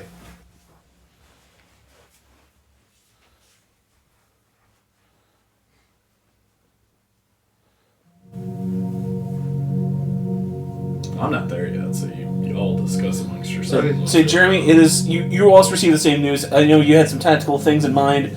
Anything that you would like to do with on this day? I mean, at this point I'm more concerned about what's coming from the south, because you're gonna probably get to us faster. Well, and there's only 4 that I could see too, so it's an unknown number. I guess the best thing we could do, like, about how long do you think we have until they're here? Give me an insight test. Like, would he be asking me based on what I saw? Mm-hmm. 17. 18. Both of you surmise that they were about another 5 miles out riding. It would probably be at least 3 hours if they were undeterred to get here, to get to 6. That's without being stopped or harassed by anything. Basically, I want to see what little time we have. How I want to fortify our position to where they have only one way of getting to us directly. Okay. Marsh Deep Keep has been... That wall has been packed up. So there's really only one way in. It is the gate, the main gate, which is still permanently closed because the rope that had the log, like, portcullis. That's the word I've been thinking of. Portcullis.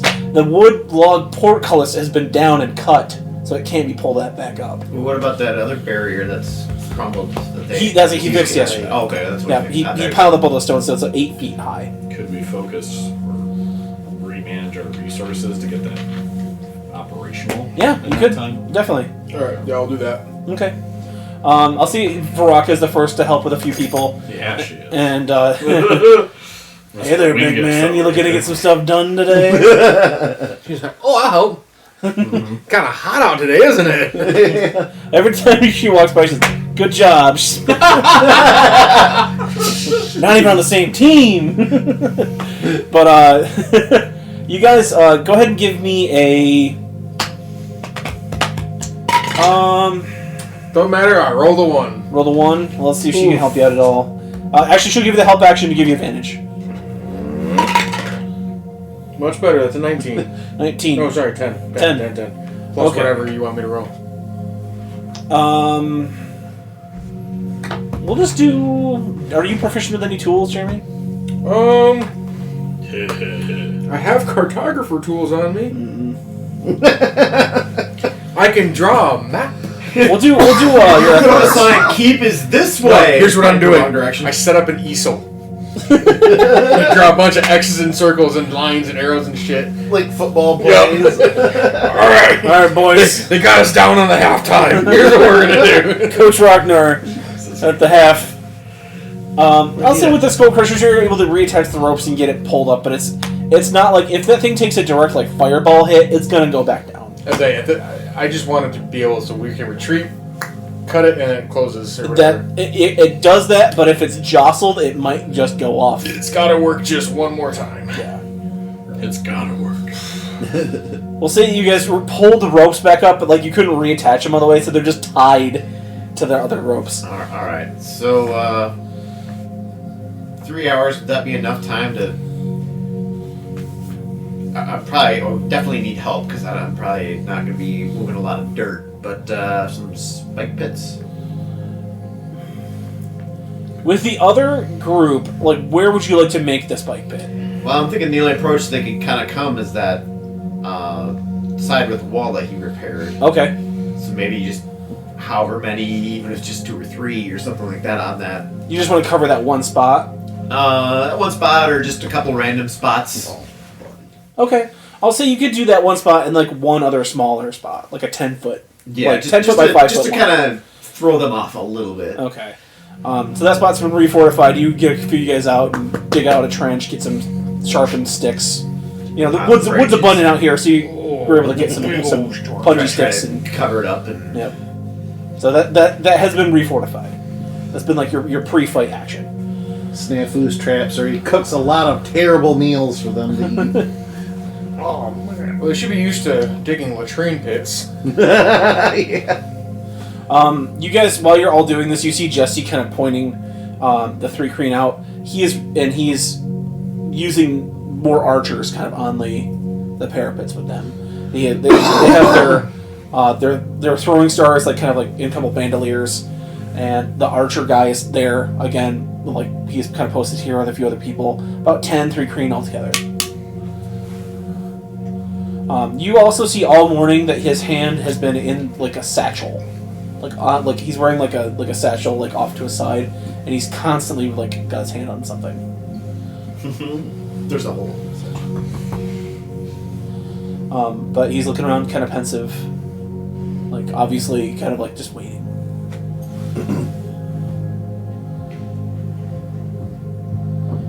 You are the last one. Any actions you would like to take before this kind of gets down to nitty gritty? I'm gonna go to Snafu. I'm gonna give him fire arrows. Okay. As I'm handing them to him, I'm gonna pull him kind of close and be like, Give him a smooch. on the head like a child. I'm gonna kind of whisper. I don't think he has any. The rosebud. I don't think he has any malicious intent, but keep an eye on Kiliani. He has an orb similar to the one the fire. And I'll describe the orb the fire guy had that threw down.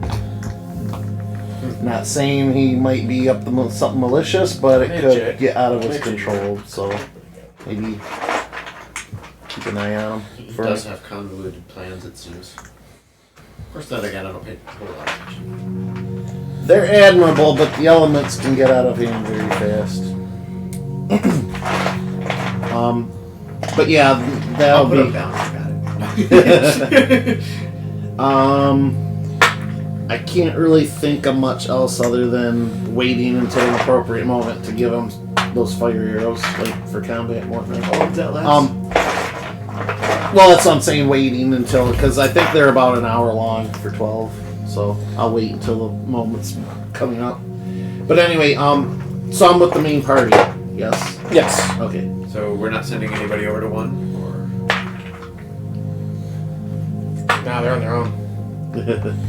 I mean, I volunteered. I would be happy to do it, but I I don't want to I'd make also- that call for the group. to metagame. I'd also hate that John spent all his time building this awesome thing Hey, man. for it to get burnt down. If it in doesn't get battle. used today, it'll maybe get used a later time. Who knows? If it survives. So I mean, if they lose the battle and it gets burned down, you have to build another one. He just paints it a slightly. I'm not gonna different like brown. burn the actual No, thing. I'm just saying, like you built this thing. Oh, got destroyed. There goes like 4 months of work. Okay. John throws a fucking M80 in it. Give it a funeral, a proper one. Wait, no, John doesn't allow pyrotechnics on the table anymore. No. Anymore? Did I miss something? Yes. It involved a poppet hitting the bridge of my glasses. It was not fun. I fucking forgot about that. So yeah, no more pyrotechnics at my table. It wasn't my fault. Damn. Said the guy who was completely guilty. All right. I just didn't say no. Okay, so is somebody going over there? I'll go over there. Screw it. I can fight you guys Okay. if need be. All right. Alright. Is Shot is called. There. No, there. Boom. All right. I'll support these bad boys. okay. All right. Hour goes by. 2 hours go by. Wait. 3 hours go by. 4 hours go by. You give me a perception test. Okay. 16 with the 10, so 26. 26. You see Midget. now approaching the writers that he had mentioned. The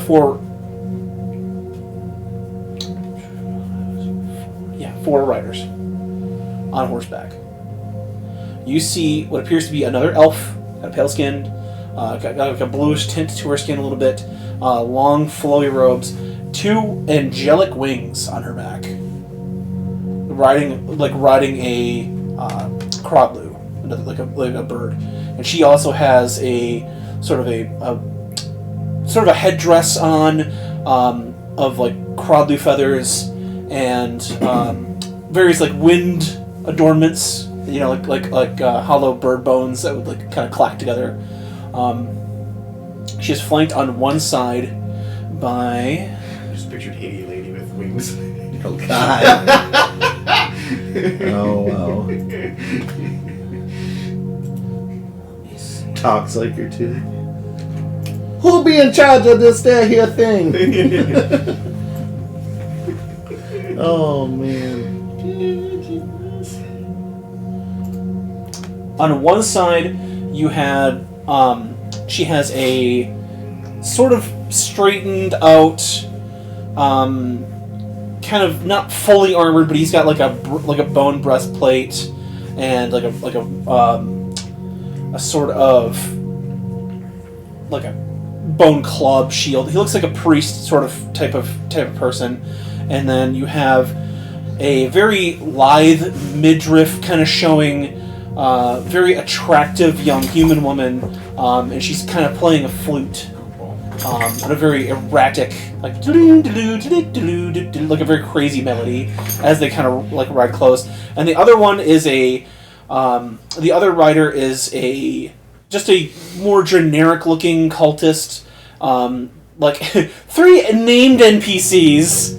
And maybe a vanguard character, like a lieutenant kind of, if this was a military structure, and then Come, Patsy. but no sign of the 4 ballooned bouncing folks. That is strange. That does strike your eye. There is no sign of them. Okay, I'm gonna try to stay out of sight. I'm going to have my mask pulled down and everything as well to kind of conceal my identity. I'd like to kind of observe and see how this plays out. Okay.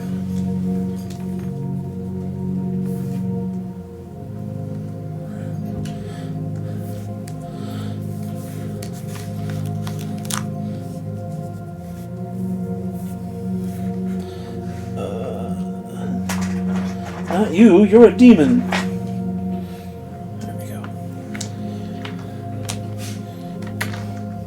Imagine they're mounted. Okay. Uncrod loose.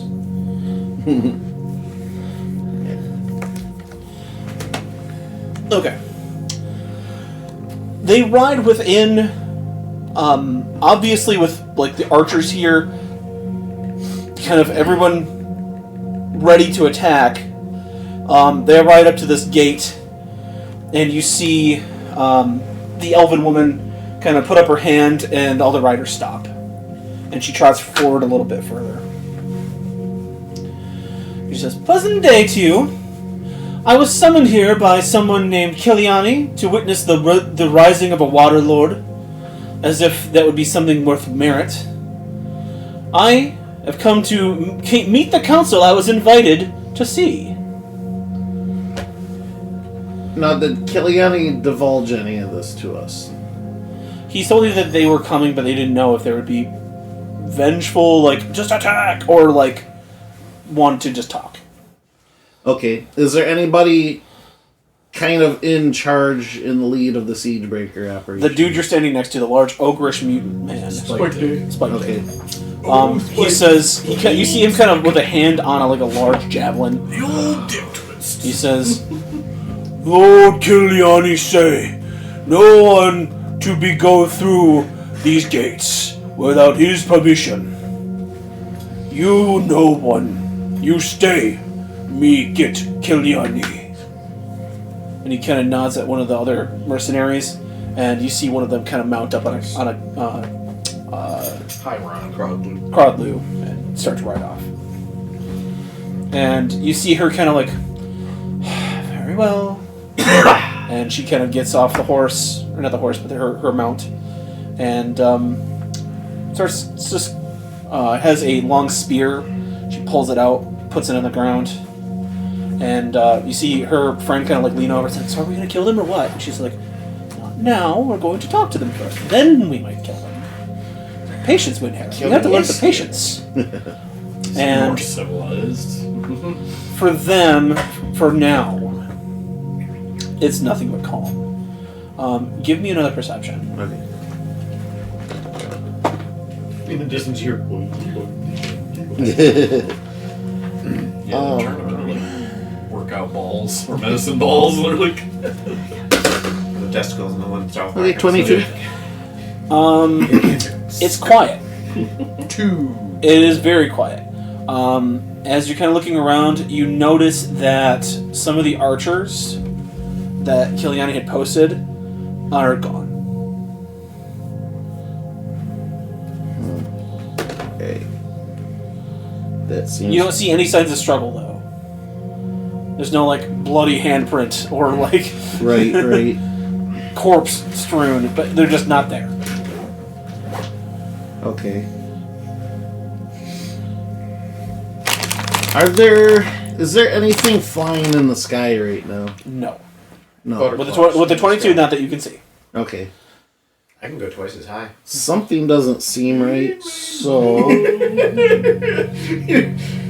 Sorry, I'm looking. All sorts of references. Grandma's Boy, Monty Python, and Reading Rainbow. You can also change your position if you'd like, Jared. You're just kind of on the command deck right now. But if you want to go to like one of the front, sort of observation balconies, you could do that. There's just a couple of snipers up there. Deck. Okay.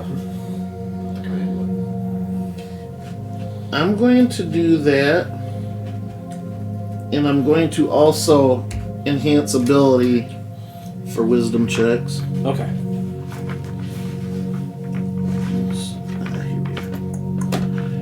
I'll move forward and kind of peek up, enhance ability, and make another. I'm gonna, yeah. Oh yeah. Oh yeah. Oh god, I didn't even need to, but I'll do it anyway. Nat 19, Nat 5, okay. Oh well, so 29 on that second one. What was the check again? I'm sorry. Perception. Perception. And what are you looking for specifically? I don't believe that this is all what's going on. I'm gonna look into the distance and see if there's anything approaching. You don't know. I take that back. I'm gonna peek over at where the Kiliani's men were and kind of investigate, see if something happened there, maybe where they went. With a 29, you see what appears to be behind the wall. Hastily, you see hands taking stuff off of a thing. And you also see that these hands are not, like, whatever is wearing this thing is not what that soldier was. So there is something looting something up on one of the walls.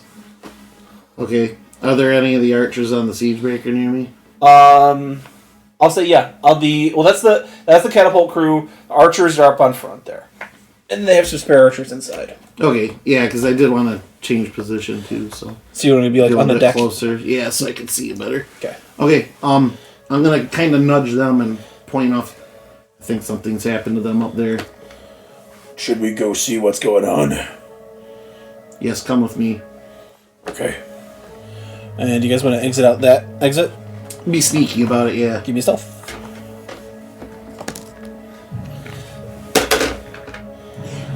15 with a 7 kicker. It's 21 and 22. Okay. You see that the wind cultists here appear to just be, just looking around, and you kind of catch a moment when you can sneak off. Okay. Yeah, I'll slip up and make my way toward where the. You walk around reading what is. like an open, what used to be like a large guard tower where one was posted. Kind of like in Skyrim, how like the side is like busted out. You kind of climb around the staircase exposed to the air. When you get to the top, you see a crouched figure over a corpse of one of the archers, and he's got what appears to be a sewn cape on his back, but it's attached at both like his hips and his back. And you see that there's like a weird, like a pull cord on his chest made out of like wood and like some crude sort of like tied up machinery, like wood, like hair cables and pulleys and ties. And he's carrying like a dagger, like a stone dagger, and a club, and the club is covered with blood. And he's going through the pockets of the. Okay. I'm going to. And you see this, you see the bone crusher next to you is starting to just move at this guy. Okay, that's fine. I'll let him go at it. How far away am I from the wind leader here? I'd say. Could you do me a favor and get one of those buildings, just a random building from the storage room?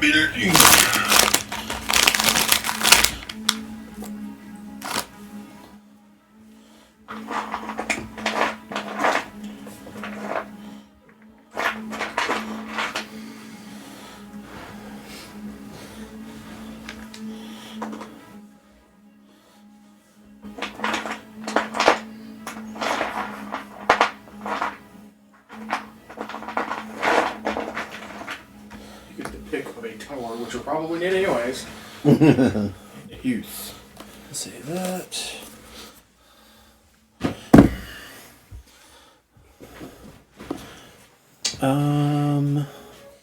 You know what we're gonna do? It's a ruin. It's gonna be right here, and you guys are kind of climbing up right here. Right here. Make a quick adjustment for the stream. I can't get all of that, so that's fine. So, point, we're right here next to Table Twizzler. I can sort of get a little bit. We'll just roll with that. Okay. So, probably, would you say safely within like 280 feet? I'd say this would be 240. Oh yeah, totally. Because that's 1, 2, 3, 4, 5, 6, 7, 8, 9, and then 3 up, so that's 12. Then 13, 14, 15, 16, 17, 18. That's about 18 squares away. So 18 times 5. Or no, less than 180. 90 feet. Half of that. Okay. 90 feet. Oh, that's even within normal range. Okay. I'm going to wait and allow him to attack him. See how this plays out. Real quick. He goes, murderer! And then, as soon as that happens, things kind of go... there we go. Alright. Things kind of go into action. He gets a surprise run on him. Okay. So he's going to rush here. Am I able to take a surprise? You get one surprise action. Okay, that's exactly what I want. Sweet. That's going to be a hit.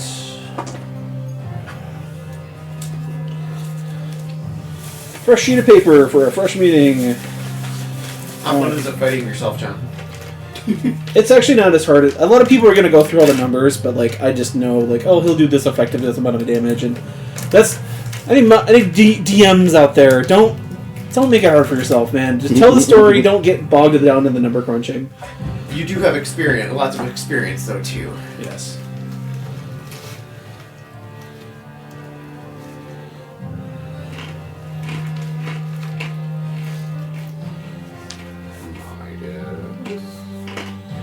Alright. Yeah. Jared, what's your initiative? Normally I take the one, but the one is taking me. Legit. Oh, you got a 1. Okay. What's your dex mod, then?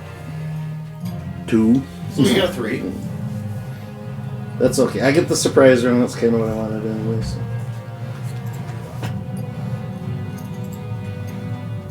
Big old puppy dog.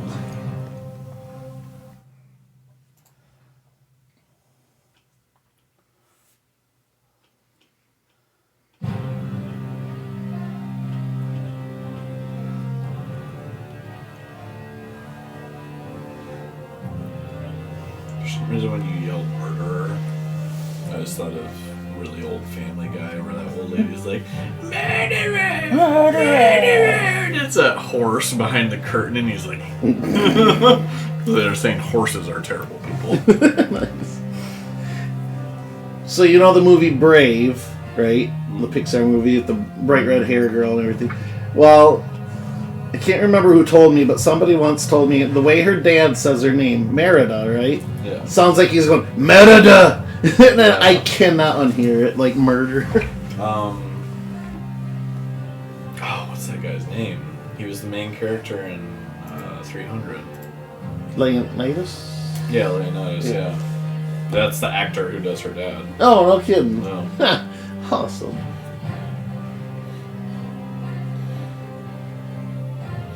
Okay. So he clubs him over the head with his axe, but hits his helmet. Doesn't like kill him immediately. Kind of knocks him for a loop. All right.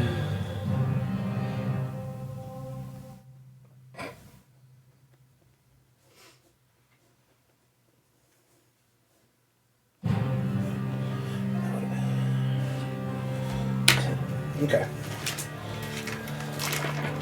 Alright, that's his turn. They are engaged in combat. Your surprise round. Okay. I'm going to kind of peek up over the corner here. Okay. I'm going to shout at the top of my lungs. The fire cult sends its regards. And I'm going to light up a firewall. 60 foot along them. Go and draw. Yeah, do it. Also give me a deception. 20, with advantage because you're using a fire ability. 40, 45, 50, 55, whatever, 60.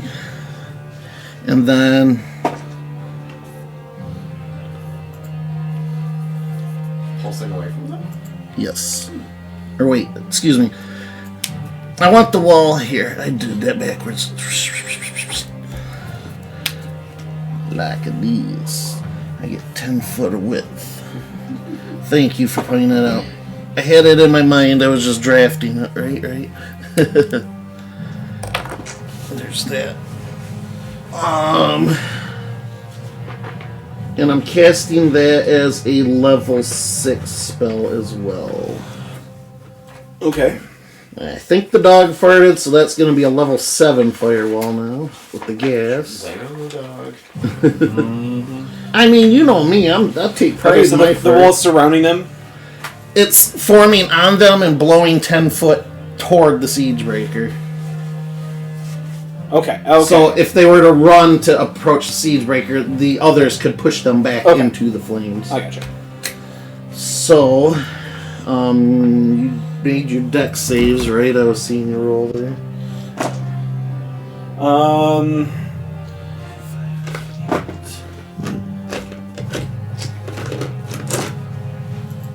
Actually, I got my miscellaneous pile right here. Got some D8s. The person you know as Wind Harrow did not make it, and the person that you see as Arisi, the person with the wings, she didn't make it. She's going to use a legendary resistance to make it. Okay.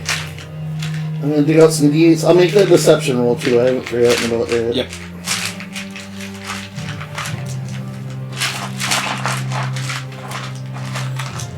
Here are your spirits, by the way. Thank you. Yep. Oh, actually, this is a good... There we go. Come on. It's better.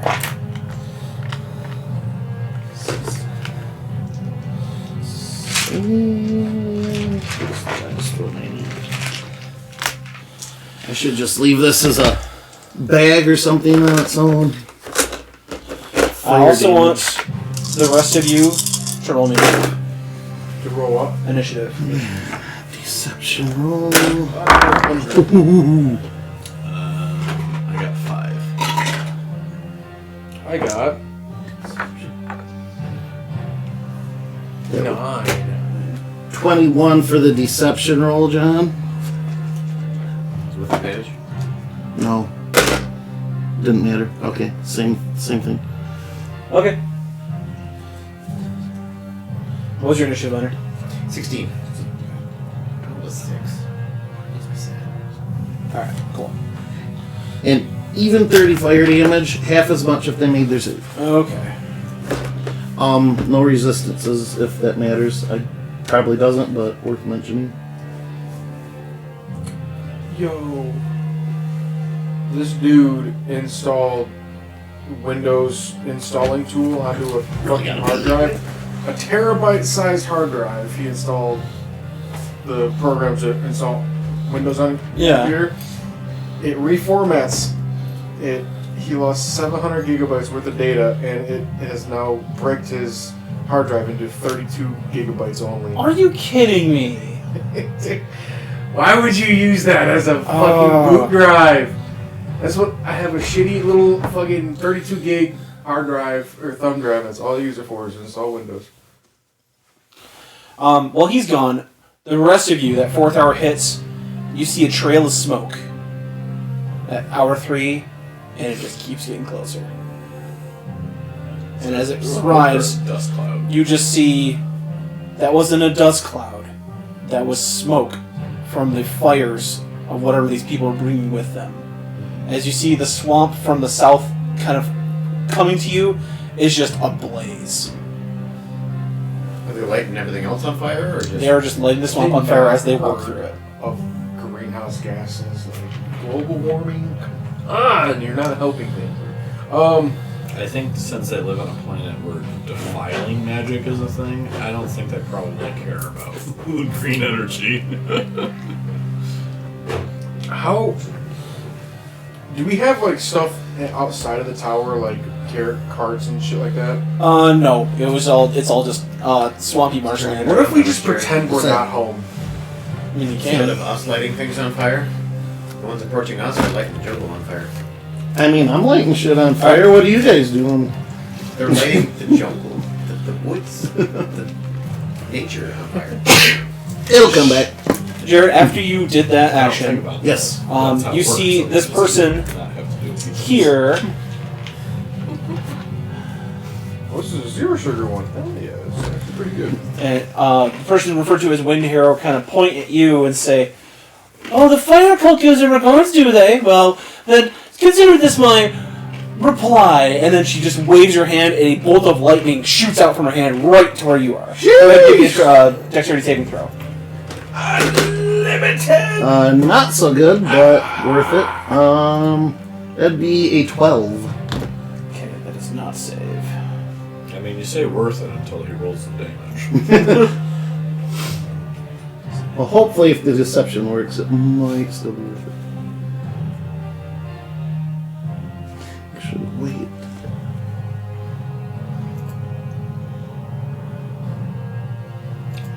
Don't you have lucky?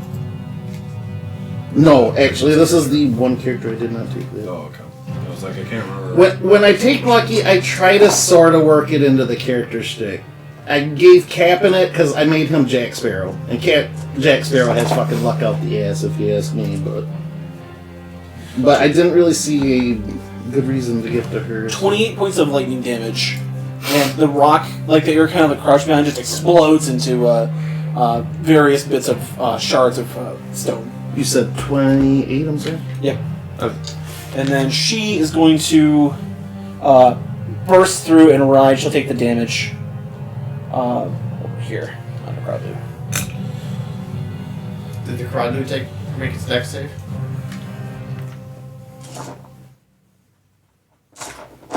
John's like, you son of a bitch. How much damage was that? You said it was 30? 30, yeah. Yeah, he made it, but it's not Okay. the best. But she's going to ride toward that line of people there. So that was that. The other cultists, he's going to attack, turn around attack. You see them exchange some blows. And then from this corner, From downtown.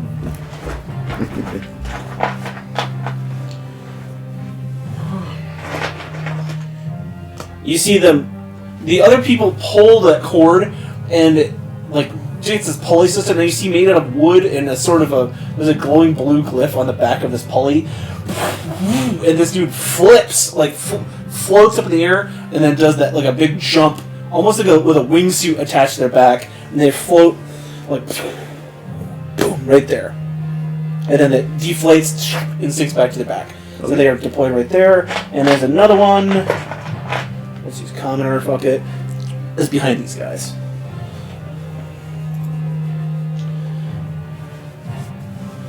And they will attack with their swords.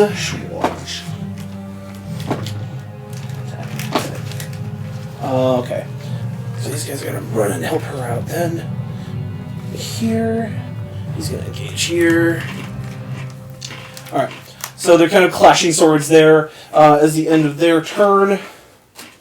We then go to Thurl, this sort of kind of somewhat armored being here. He, having taken that hit, is not super happy about it. Can't imagine. Let's see.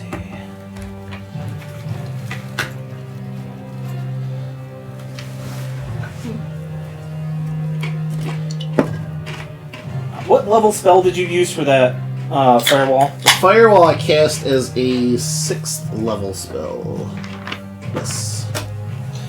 You see him like raise his hand and says, "Nothing can stand the winds of change," and he wipes his hand, dispels magic. Okay. All's gone. That's fine. That served its purpose. And then he's going to ride 1, 2, 3, 4, 5, 6. Imagine them on mounts. That's like I want to get Hero Quest, or not Hero Quest, but like Hero Forge. I want to get like 4 heroic or 5 heroic looking characters on horses, but then I want to get like, and this is an investment because we're each going to cost like a fucking ton of money, but I want to get like a group of maybe 8 other mounted that look like fighters or warriors, so I could like use them for mounted elements. So like if you guys are mounted, just pick like, I have a wizard looking one, I have a rogue looking one, I have a fighter looking one. Pick a guy that corresponds to you on a horse or you on a mount. And this is your mounted avatar. yes, but he rides there. That's the end of his turn. We then go to Arisi. She looks at you. She looks at you, Jared, as you kind of like look back up from the lightning bolt.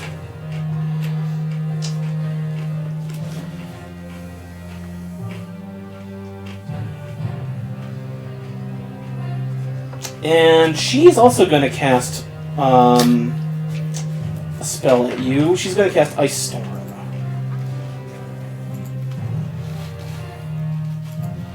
Go ahead and give me a dex save, please. Okay. So super duper quick.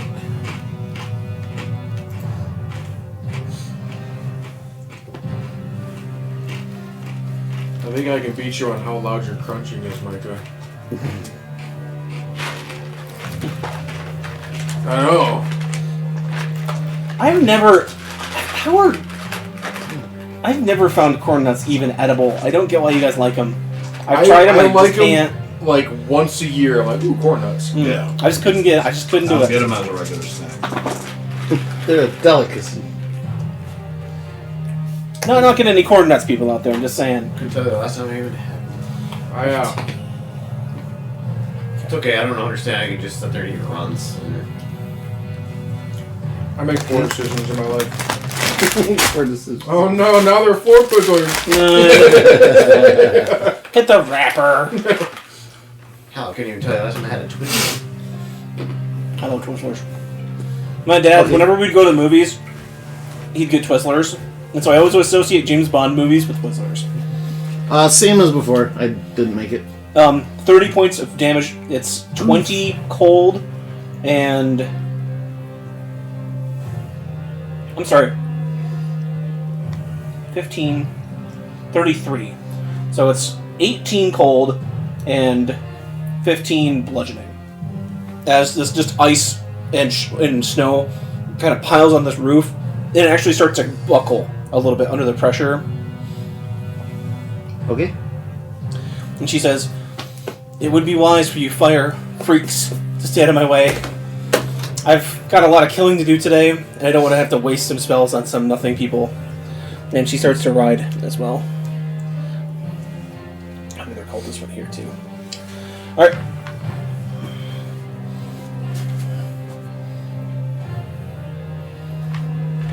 Your turn. Aren't Twizzlers supposed to be like licorice?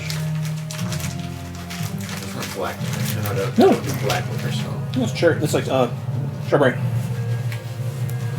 Good one. So, mind if it's been so long since I've had one. There's soft licorice too, so it's not gonna like hurt your teeth very much. Sorry for the armpit shot, everyone, in Jared's cam. It's freshly shaved. I also like they do a pull and peel one that's cherry, I also like that one. And not one for cherry candy much either, but I love those. Okay. As an action, I'm going to launch a firebolt as far into the sky as I possibly can. Snafu knowing that's my flare for an emergency. Mm-hmm. And then I'm going to just duck as far back, take some cover. And then I'm going to, as a bonus action, healing word myself. You're fairly certain you tricked them into thinking that this is a fire group. I'm going to cast it as a higher level just for the record, but my turn is done. Alright, back to this group. Within, I'd say, about 60 feet of the gate, you see a lone woman, 2 horns, at the leader of this group of people riding forward. She's got to one side a reptilian style man, like almost like a lizard folk, who has kind of druidic tattoos all over his arms, and he's got black ash as like a mask that looks like a skull over his face. And then you also have a red-skinned, bright orange-haired man, and he's carrying like a staff, and just you can see that his hands are covered in like this sort of black cindery, almost like molten sort of fire. And you see behind them a group of 6 other stone armor clad people, but in between their stone armor bits is glowing like red hot magma coals, and they're just wherever their footsteps touch fire, and where their hands brush against the leaves just ignites.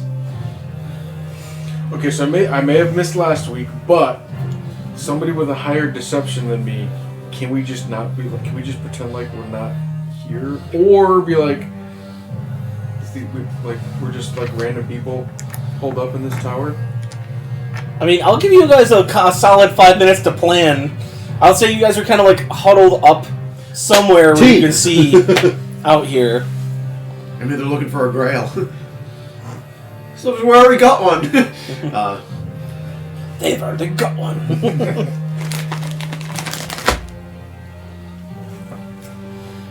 I don't know, what is the plan? Because I think I'd get my shit pushed in if I fucked with a bunch of fire wizards. I would fuck around and find out.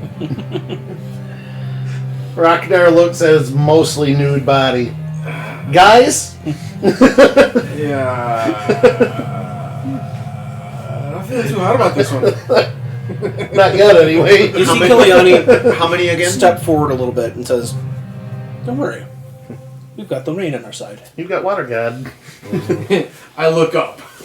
It is a clear day. What is that? Bigger? That John There's Travolta gif? a single wispy cloud miles up in the sky. One bit of cumulus crowd. Looks like a bunny. Yeah. Ah, yes, the rain. What's a bunny? I read his flare going off, yeah. John, By this point. John. If Jesse walks in at the perfect time, I want you to have queued up Toto's Africa. He God. hates that That's song. so good, though. He hates that song. Because if the rain's going to save... Absolutely. I know he does. For, If he's- for the record, that'll get me a copyright strike. Ah. So, sorry. If it's 5 seconds, it won't, but... What if we do a cover? We all acapella it. It's okay. It's okay. All right. Well, I will break down. You have your minute to plan here. We'll go minor. You have one. You have the first initiative of Group B. But you see the flare off in the distance. So you know shit's happening out that way. Fortunately, there's not a whole lot I can do about that. Things aren't going well to our east. I guess I'll look towards Malagaz or Kiliani. What are we doing? Kiliani steps if you guys are kind of all together. He says I don't want to speak for Jesse before he gets here, but he says I have a plan. Is he actually coming? He said he got out at 10. Yeah. Let me get a hold of him real quick.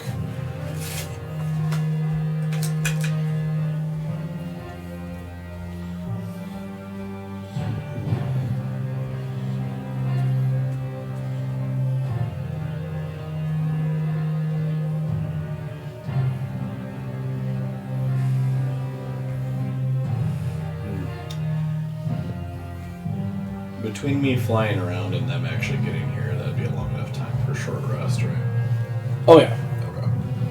Just making sure he's not on the Discord wondering where the hell we're at or something.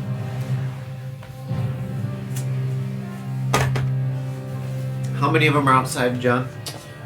Including the 3 followers and the people 7. 7? Yeah. Anybody holding anything of significance? Give me a perception test. You know, as a hunter, I should have taken more into perception. I was gonna say. 15? Yeah, I have a +2. I took a skill for it, and I'm like, I mean, I might have to. I'm like the weird sorcerer, but I'm like, I'm so gimped without perception. I mean, as a fighter, I get plenty of ability score improvements or feats, so I might consider a feat in perception. The lizard folk is carrying just a staff. The red-skinned humanoid has what appears to be like a small, like, casting implement, and Vanifer is holding a dagger that looks like it's just on fire. Because you know my disarm ability, I'm just trying to assess what are some decent targets. Just trying to prep myself for whatever. Okay, so holding action. I guess, yeah. Because they haven't approached anything yet, so this is kind of like your pre-game, whatever you want to do. Knocking the arrow, loading, raising. Well, I have an arrow ready in hand, but Okay. We'll then go to the next person in this sort of off Differing to initiative, everyone else. Jeremy. There's open ground between where you are and them. Yeah, I ain't closing that gap. That's what I thought. Anything else you would like to do, like prepare an action, like a dodge action, go maybe try to sneak around somewhere, like anything at all? What do we have for, like, ranged people? You were able to scrounge up, I'd say, 20 spears from the lizard folk downstairs. So you have them kind of like in racks. Is it on the just battlements. the 3 of us, the 4 of us up here? No, there's a group of 10 skull crushers armed with like ranged weapons, and then there's also the 3 cranes. So that you have a veritable ranged army presence. I'd say at least 15 archers posted. Okay. plus me. Plus you. So 15 15 archers and a and 1 half. sniper. Yes. 15 and a half. 1 marksman. Hear me out. We're hearing. What if we invite them in and then close the gate behind them and then just pummel them to pieces? Ragnar's like, I don't want to close the gap. Let them Do you close want the to gap. tell your men to hide? Well, what I'm thinking, Because they're like. this Marshdeep Keep. Okay, I'm picturing Marshdeep Keep as. I can show you a picture of it. Yes, give me that. That'll make it a lot easier for me to plan my stupid plan idea that I'm coming up with. I'm glad you just admitted stupid. Yes. It's like, oh yeah, show me that hot elbow action. Because my camera's like right there. You end up on some weird website. Yeah. Not of, Well- not of your own volition. I was gonna say, probably not the first time, I'm sure. DndElbow.com. So I'm thinking, have the archers like line the wall, the upper walls as they come in. Shut the gate behind them. Archers start shooting. Melee runs in and just starts clapping cheeks.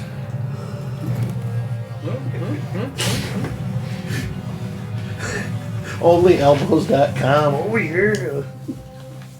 Oh yeah. Top of the elbow. If I don't know what I'm doing, they don't know what I'm doing.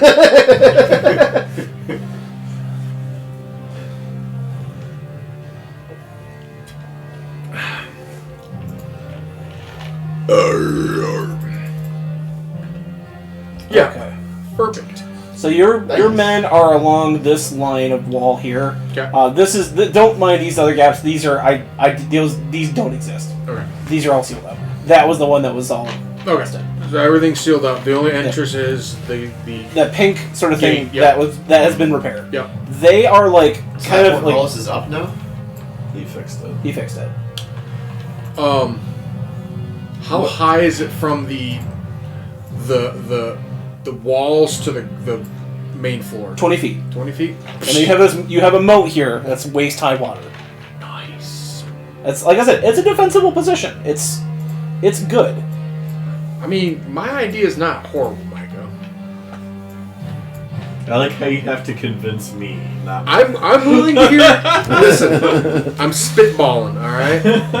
I'm willing to hear what you guys. As long as he's not freeballing, we'll take the spitballing. This is pretty cool. I have 2 battle maps going at the same time. Yeah, I was just going to mention, so we're still kind of digital. Just for clarity, I thought the portcullis thing was still broken and down. No, it was fixed. It's the drawbridge part is fucked. It's not. The drawbridge is not coming back. Oh, that's not coming. Oh, that's what's not coming back. There's a portcullis that's up into the old iron one that's not there anymore. It's now just replaced with sharpened logs that just come straight. I thought the logs were down and they weren't. He repaired that this morning. Okay, I thought he was repairing the other wall. The wall was yesterday. Okay, he repaired that yesterday.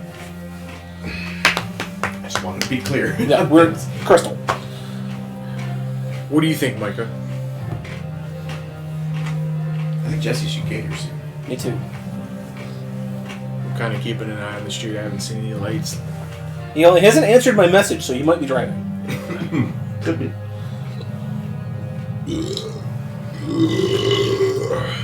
Let me sing you the song of my people.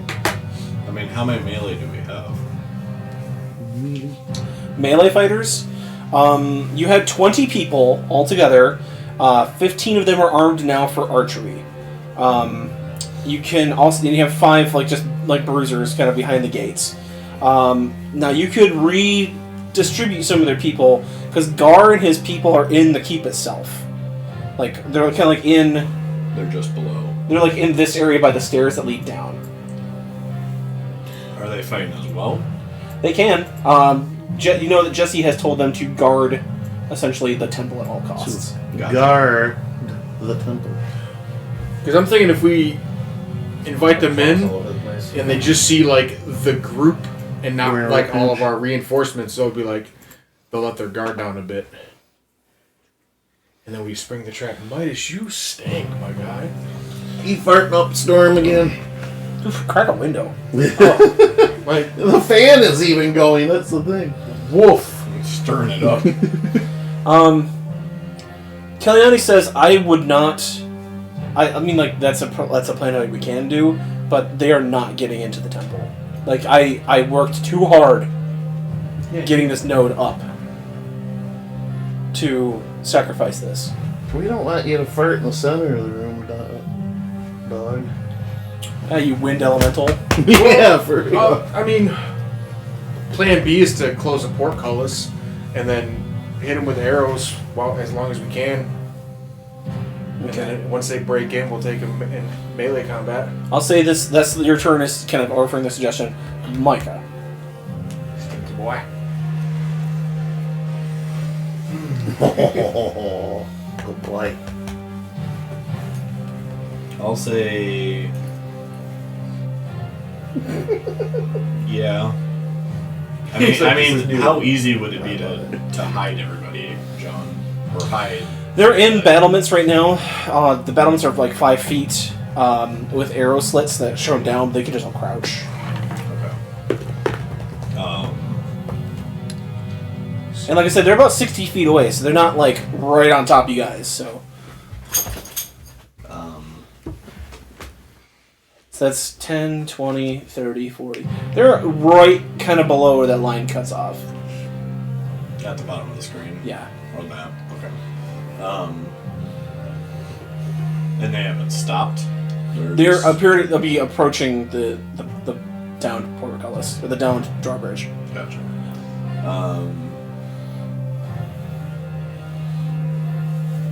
Well, Kiliani, you invited them here. You can be the decoy. Sounds good to me. So, I'll say all the melee get behind whatever cover you can on the ground floor, and then archers wait for the signal. Okay. The 3 Korean archers will stay up here with their things. Do you want all the skull crushers to go back down? There'd be 15 skull crushers in the barbarians, in the back, the main square where you guys were like assaulted by the frog. So there'll be 5 archers at that point. Or 5 range. 10 3 archers, 15 Oh, okay. So all together. Because you had 20 up there, 10 and 10, 5 down here. You'd have 15 human barbarians down, or humanoid barbarians down there, and the 3 archers would remain.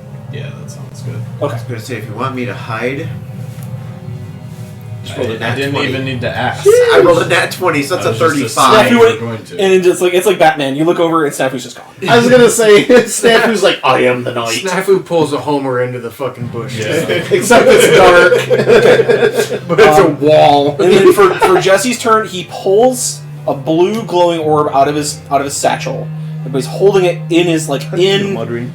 not like out and to show it, but he's holding it. And you see him under the flap, basically. and you see him stride toward like a part where he can be seen, and that's his turn. Back to this table.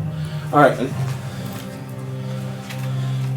The Wind Harrow is going to bust through that group of mercenaries. You say her name's Harrow? Wind Harrow, like you're being harrowed by the wind. Oh, okay. I was like Arrow? Come on. She pulls up the reins on her Crodlu, and you see the small dust devil of wind push up underneath her as she casts Gust.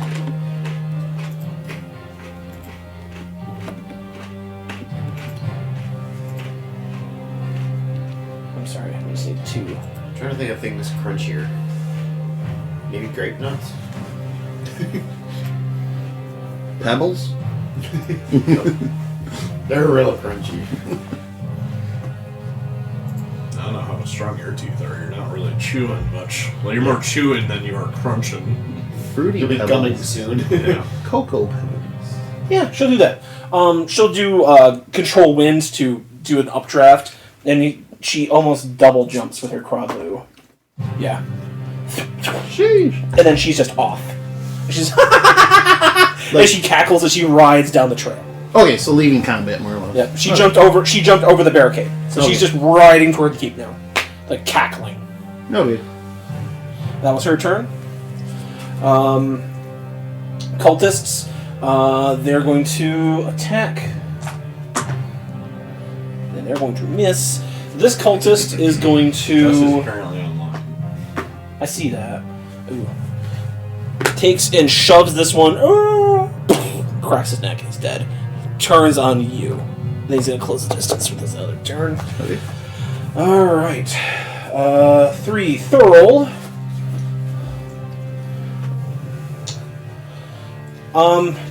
Give me a perception test real quick. Me? Yes, you.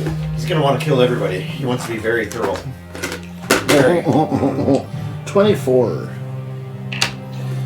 You see him hold up his hand and point 26. at while he's riding, and this sort of cerulean blue and white rune is shining on the chest of one of the bone crushers, and as he rides up, it's this one that's kind of between the siege breaker and the guards. He drives a javelin through the chest of the guy, through the rune, and you see almost like that rune had enhanced his attack somehow. Okay. And rides through. And no words, just silently. But he keeps going. Keeps going. Okay.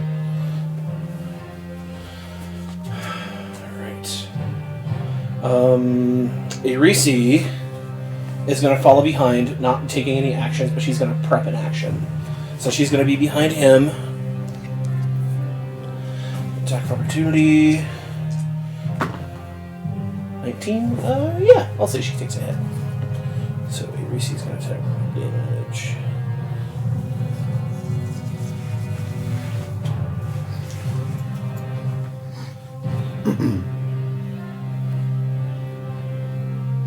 Okay, so she took a hit. Glancing blow kind of cut her on the thigh, but she's determined to meet her destiny out in the swamp here. Sure.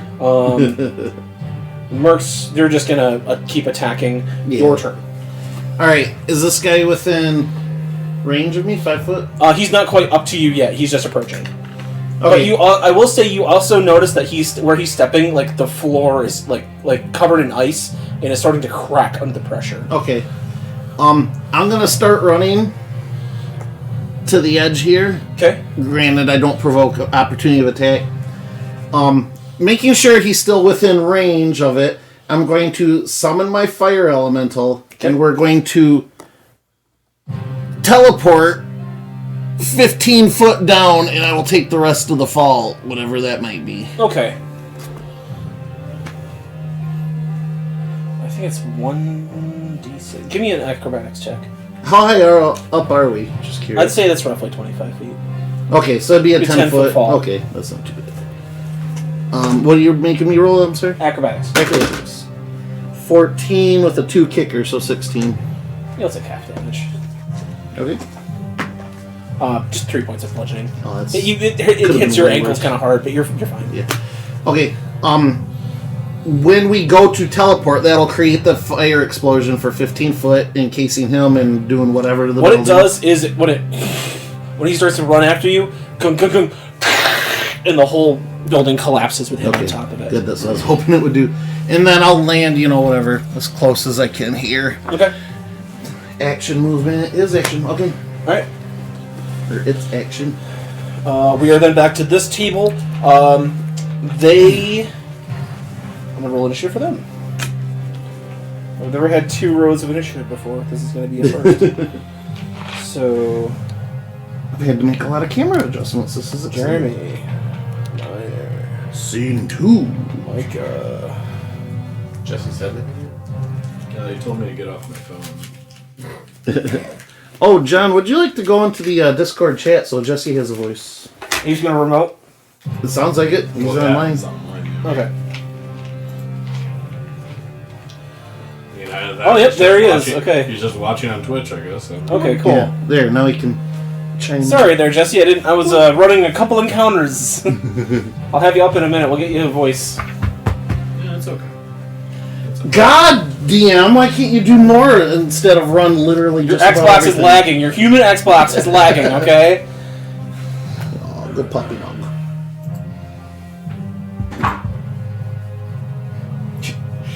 Brennan shared this video today in the Elden Ring chat.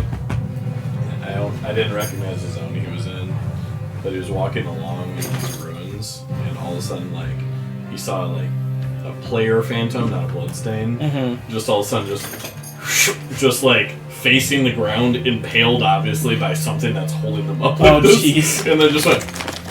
And as they got flung, they just disappeared into the ether. Good Lord. Jesse, can you say something for the audience so we can see if we can hear you? He's gonna say something for the audience. Ha! Joke's on him because we didn't hear shit. More pigs. Jesse, can you hear us, boy? Boy. We would like to speak with Jesse. Respond, Kiliani. Cuckoo! Oi. I'm here. Hey. Okay, can you hear us okay? Yeah. Alright, cool. Jesse, roll me initiative, please.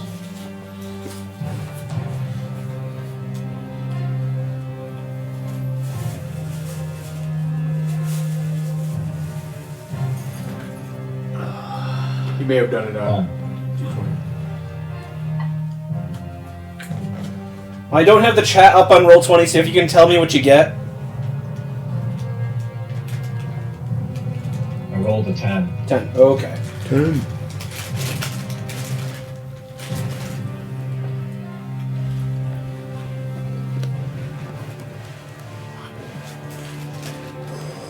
Pretty good for storm damage.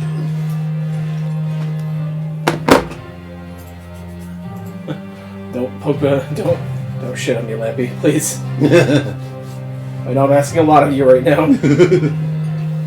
Micah, have you unlocked Master Luke yet? I'm going for Master Kenobi. I'm going for Vader next. I was going for him, but I was going to have a lot more work. So I decided to finish Kenobi first, and then I'll have like half the things. I think Kenobi would be more work for me, to be honest with you. Yeah. Because I don't have Mace, Ayla. I don't even have Bo-Katan at 7 stars yet. Boca Raton. Clone Sergeant.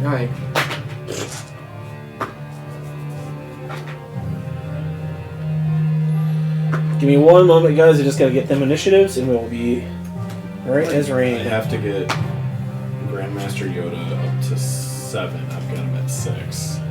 I've got to get Shak Ti from 5 to 7. And then Jango Fett from 5 to 7, and then I'll be able to start it.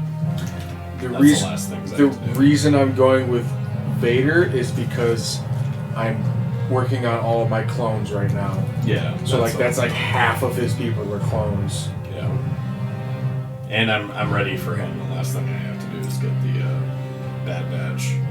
Okay. The barbarians crouch and hide like they were told.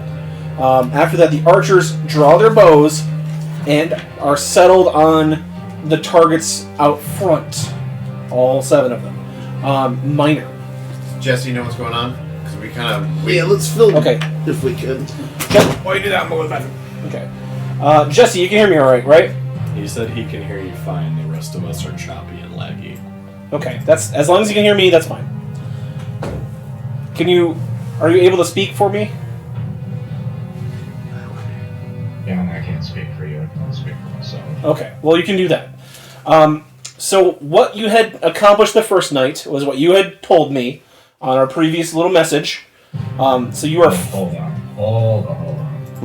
I gotta mute Jared. Okay. Is the quality for mine or John's better? I entered just to see if that would bump up your quality a little bit better. He might have muted me. I can hear you pretty okay, but like Micah, Minor, and Jeremy are like laggy and choppy. What about on my mic? I just entered the chat myself. Maybe mute John and bump mine up. I'll mute myself, yeah. Is that better? Is that... I'm unmuting you. I'll mute John. Okay, how about now? Yeah, you sound fine. Is that better? Yeah. Okay, cool. Mike the Minor? Yeah, what about us? Now I hear you guys. Okay, sweet, Okay, cool. we got it. So you have created one devastation orb, which you're holding in a satchel at your hip right now. You have gathered the 3 Kreen at your side. They have taken shelter in the temple and on the walls here to help you. You're fully tied to drown now. It is your hexblade weapon, so it is summonable at will. Vanifer and her fire cultists ride in front of the gates here. Give me just a second. Is that on the map? After all the Ragnar Dong adventures. Yeah, you missed all the big dick swinging, Jesse. Oh darn it. Rainbow sherbet, interesting flavor.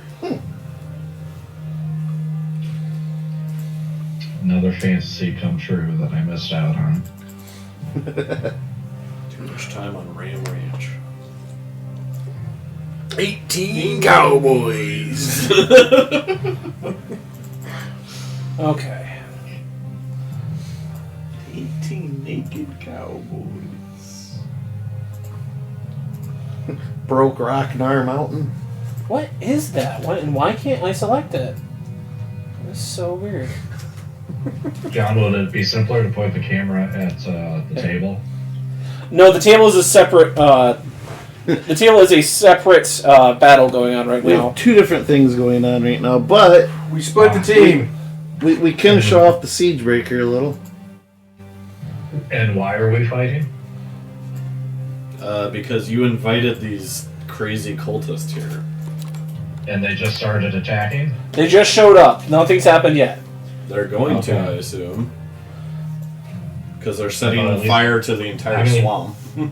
I assumed it would end in bloodshed, but I at least figured a dialogue would take place. That's what's about to happen now. So Hopefully.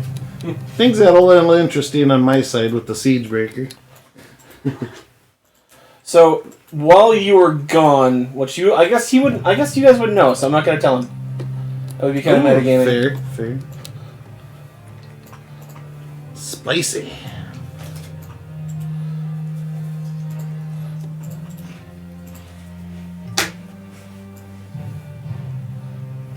Yeah, I'm kind of switching the camera between the two battles as John's narrating them. All right. That's fine.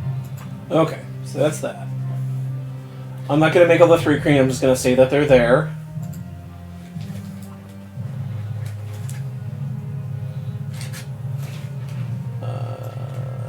There's a big bug. Say he's the main I like big bugs and I cannot lie. here. I knew there was something weird about you. I just want a piece of some thorax. Say that'll be What that Vanifer. thorax do? I thought Thor used a hammer. I mean, he did technically use an axe.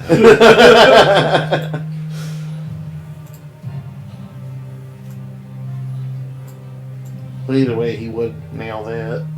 Follower. When you have a hammer, everything's a nail.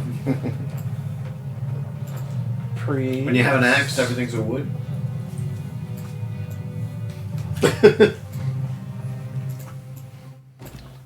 Then again, if your axe is Thor, then you've probably been using it too much. Come on, just fucking work, please. No! Jesus. It's like it's gotta drag ass every 10 seconds here. I mean, it is Dungeons and Dragons. Dragon doors?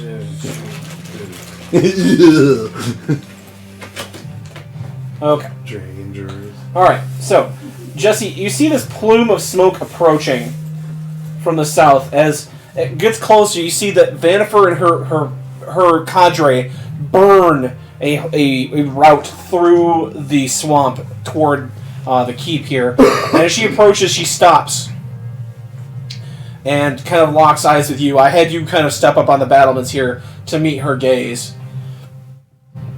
She says, I was told to come here to deal with a water lord of some kind. Are you this water lord I've heard so much about? Not a water lord, I'm the water lord. Well then, I am Vanifer. I am the flame of Imix. What would you have of me?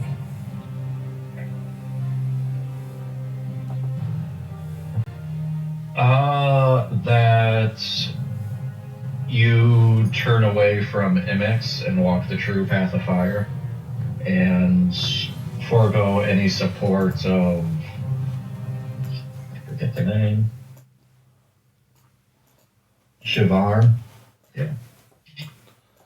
If you're referring to Calyx and his cult of the eye, Yes, that. I could care less about him and that supposed divine power of his. I will claim it as mine once I burn his bones to ash. However, I will not be told what to do by some piddling lord of water hiding in the swamp.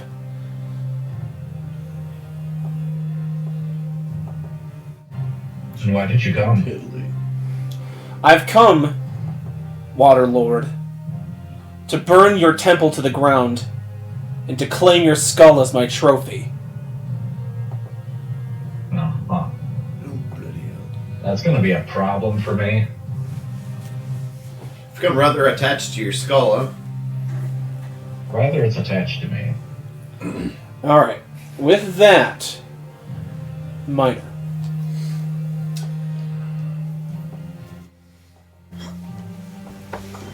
I'm just gonna assume that negotiations aren't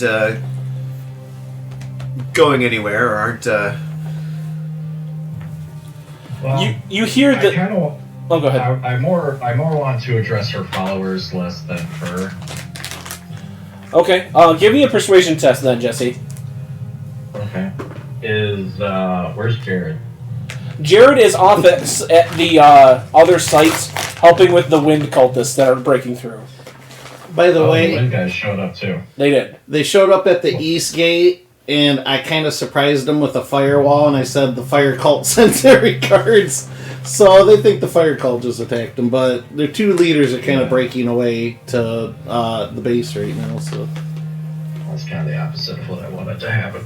Well, you don't know that's happening, really. I don't know, but for some reason, Kilian just feels the need to sigh. Anyway, so that's what's happening right now. What was it? Persuasion? Yes. 20.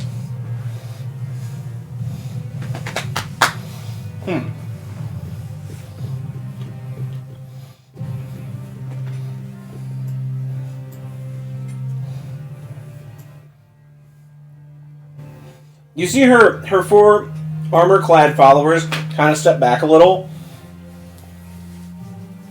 And Vannifer looks... Her 2 lieutenants don't look impressed. There's a lizard folk one who has ash tattoos all over his face. He's carrying like a large, like a quarterstaff. And there's a one red-skinned... You recognize him as a fire genasi, because you've seen them across the plains. And he has a sort of a casting implement. They kind of rally behind Vannifer. And the lizard folk says, I have seen the civilizations of Athos grow wild and unkempt, like a wild forest, choking the life out of the planet. This water can only drown what is already becoming a cesspool. I will not join your water. I will see the earth burned and turn to ash to begin anew. And he looks at the men and says, unless you wish me to burn you as well, you will get back in line. And the men kind of walk back. But anyway, getting back into initiative. Minor. I'm gonna insight. Ooh, that's a good insight. 25. Is it really smart to go ahead and open fire? It's tense. I mean, it would start things off. It would be like the dude at Helm's Deep who just and then started everything off. Perfect analogy. But things are going to be starting off anyway, so I'm kind of thinking I might as well get my surprise in, right? Well, you could trigger that for first attack. That's If an attack is launched, then... I can't tell you what Snafu thinks. But yeah. I mean, well, I'm just trying to assess the situation. I mean, it's tense. It's tense. It's not likely to... It's going to end in battle, as far as I'm concerned. Yeah, yep. Okay. Alright, so, We also were trying to draw them inside. If that helps. Are we trying to draw them inside? Yes.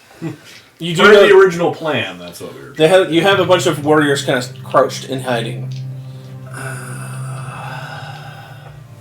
Can I get one more shot to try to address them? Sure. Okay. Addressing the general public, not Vannifer or her 2 lieutenants themselves. Okay.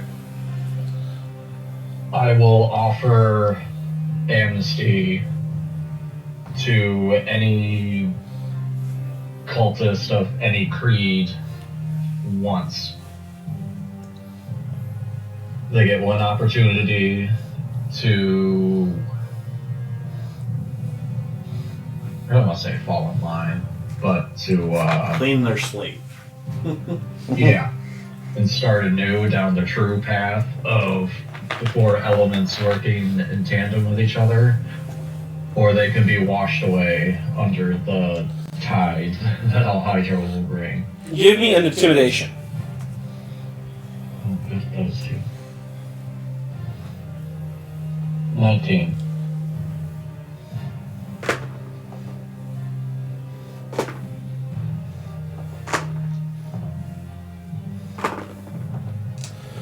The morale of the 4 followers is shaken, but they do not move. It seems they are more afraid of Vannifer than they are of this unknown foe that they see. However, like I said, they are shaken, so they're going to be at disadvantage. They'll be afraid of you. You have caused fear on them. So they can't get closer to you while you're in sight, and then they'll take disadvantage on attacks till the end of their next turn. Following that up, I want to kick things off, and I will activate the devastation order. Okay, you can do that on your turn. Okay. But That's my plan. so you see him start to pull an orb out of his satchel pre-combat. Now it's your turn. If anything, he just Yeah. a I don't see how we can lure them in now at this point, unless they think they can come in and take us. My aim, pun intended, I guess, is to at least knock that casting thing out of the one guy's hand. Okay. You could try taunting them and invoke vicious mock. That's It's a bard ability. I said invoke, not necessarily use, but So it's a callback. considered a surprise for me? Or, Yeah, okay. because you were hidden. Who knows? That's gonna be. I'm at a vantage point too, right? Yep. So attack bonus is gonna trigger Yep. So 21. against which target? The one that has the casting. The Genasi, or the lizard folk. They all have them, or They both do. both do. okay. Let's go with the Genasi, I guess. Okay, 21 to hit. that is a hit. Okay. Because if this is a surprise round, then it's auto crit. Yep. Actually, give me a strength save as well. DC 17. He does not make it. Sweet. So his casting focus is knocked out of his hand to the ground. Yep. Oh, that's not the numbers I want to see.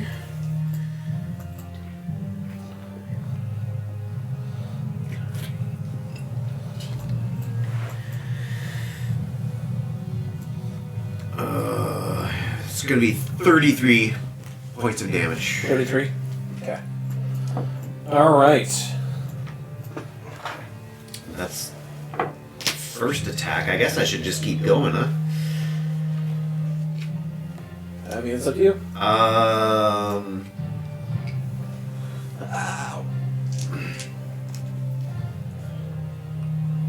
Shnikes. Woo! The lizard Loki's another one of the two that aren't shaken. The kind of The lieutenants are not shaken. Okay, no, but the lizard folk guy is one of the lieutenants as well. Alright, let's see if I can knock his shit out of his hand, I guess. 26 to hit. That's a hit. Strength save. It's a 19. He makes it. But it's still an auto crit. That's 37 points damage. Okay. Darn, you missed his weapon and hit his eye. Alright.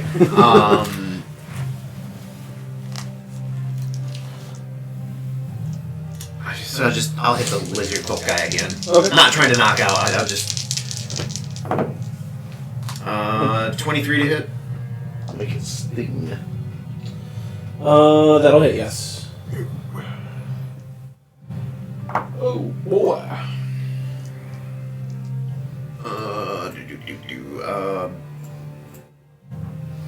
8. Okay.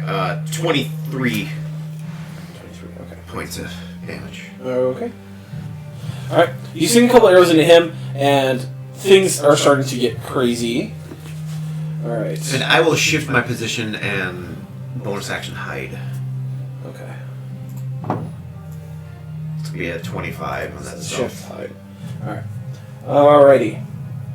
After that, we go to 3. It is the other people here. They're going to just ready defensive action and sort of shift to the side. They're going to shift over this way to the moat. Because they can't get closer to Jesse. So they're going to have to kind of go around him. You see them sort of kind of fall in line with the position here. We then go to Elazar. That would be the lizard folk. This is an electronic display, right? So that would be an emote. 6. He's going to ride forward on his mount. Which one is that? Elazar does the lizard folk. Okay.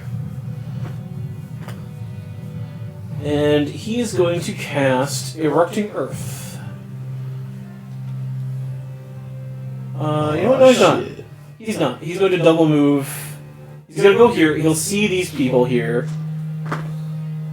Yeah, he'll see them. And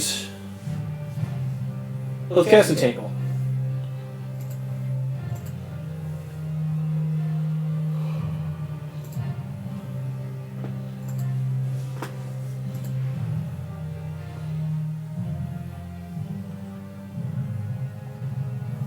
Square.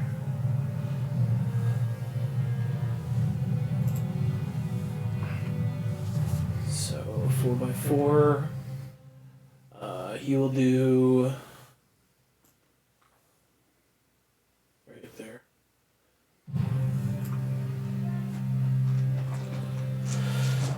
Drink saving throws for the barbarians. The majority of them fail, so they're going to mass fail it. Okay, so you see Elazar kind of ride up. He sees the ambush in the way, holds up a hand, and then from the earth sprouts these grasping vines that you've seen Jared cast in the past, grabbing the legs of some of these barbarians. Some of them back off as they're not caught in the spell's range. It is Vanifer's turn. Oh shit.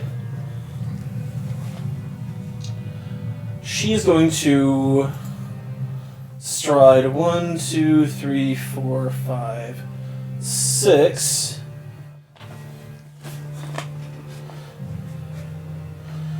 Is this the force you would assemble against me, Water Lord?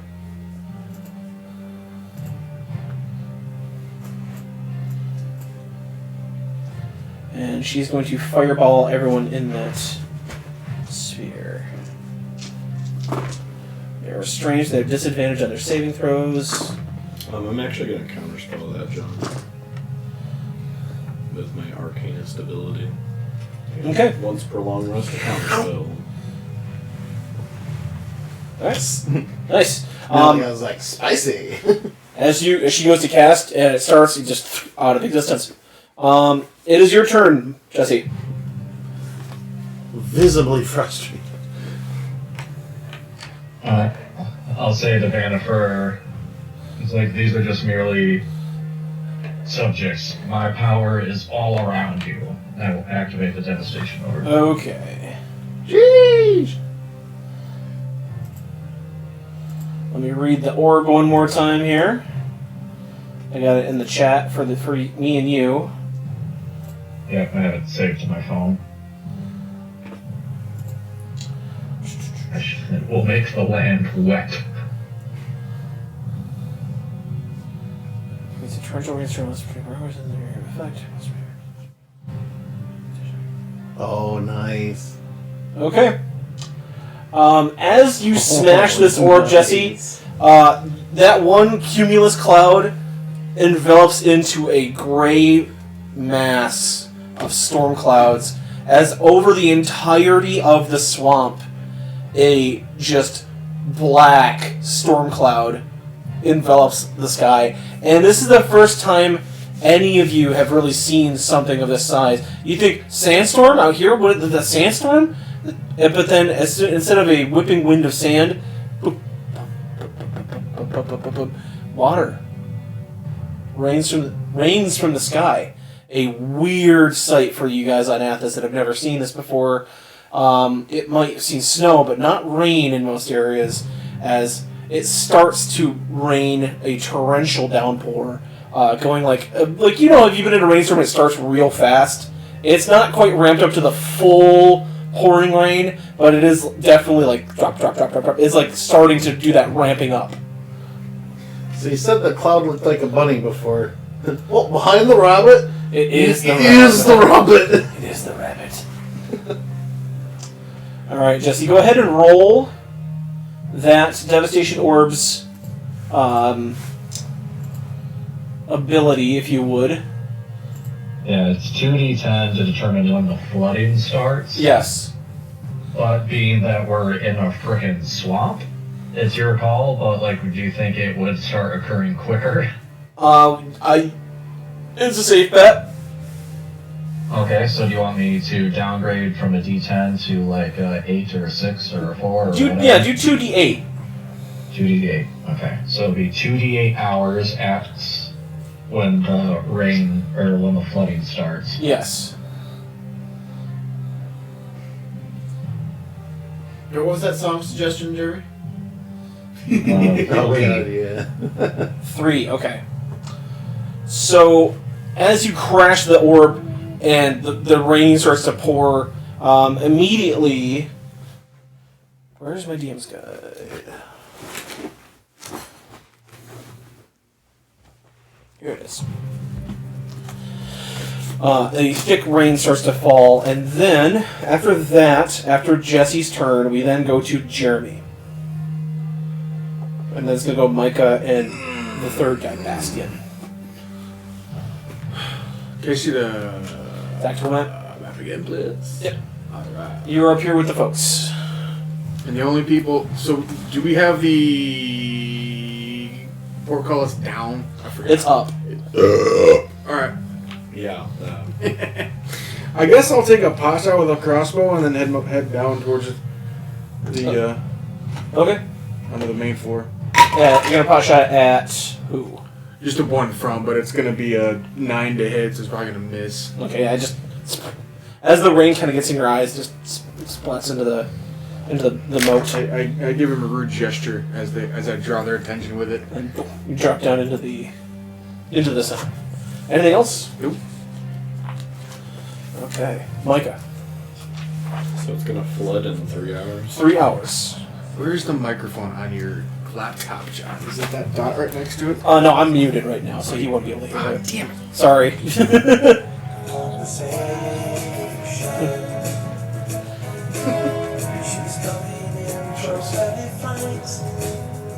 You hear that, Jesse? No, not really. No, I can tell he played something from his phone. That's it. Waiting there for you. Oh God.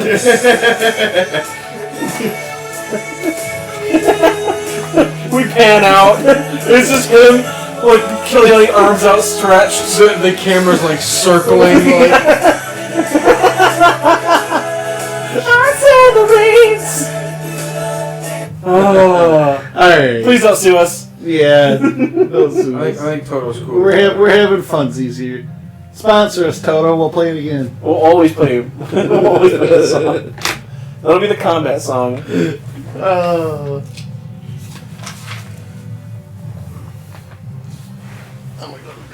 Okay. So Micah, it is your turn. What would you like to do? So how high is the water now? It's gonna take 3 hours for it to flood up to 10 feet. So it's not. It's just heavy rain right now.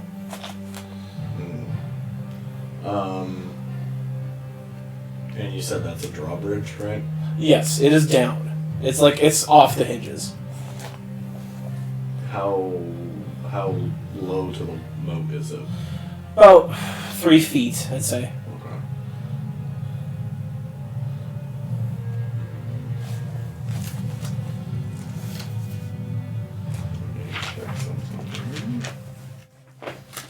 Weather. There we go.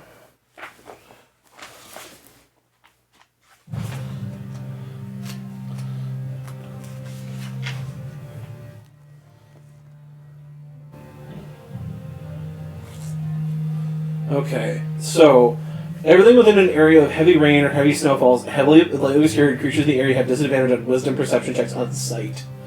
Heavy rain is also extinguishes open flames and imposes disadvantage on perception checks that rely on hearing. So, but you see the trail of fire, like you especially, like you're hiding, you see this rainfall. You see that trail of fire that they burned into the swamp, extinguished. Good. We're the Planeteers. You could be one too. Because flooding our planet is the thing to do.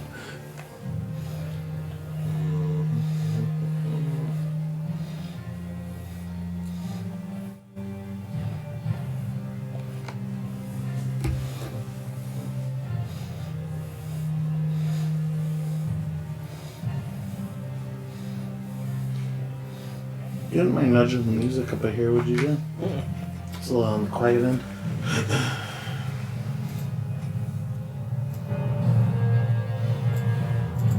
That should be a little bit better. Thanks. What you got? So, I would like to do 2 things. Okay. So,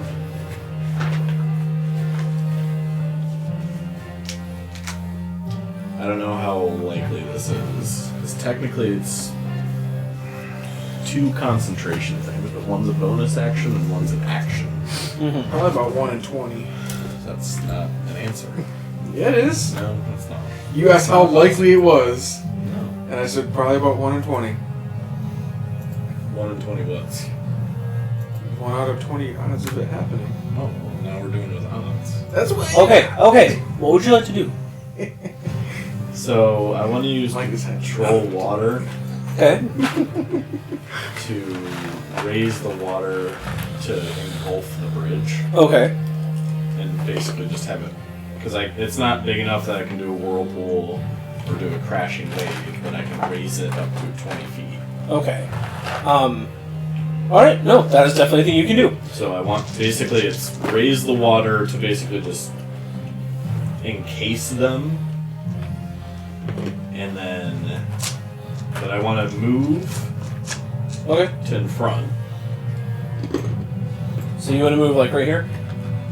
How high is that above the... 20 feet. Or 20 feet above the water line. Okay. How high above them? 18. Okay. I'll hop down to the front of the drum or the gate. Like there. here? Yep. Okay. Actually, technically it'll be right here because that's an overhang. That's Okay. covered. That works. So, okay. You do that. I'm gonna use control water Okay. to bring the water up. You do that. They fail their saves, so they're whipped up. Their mounts and them are both knocked prone.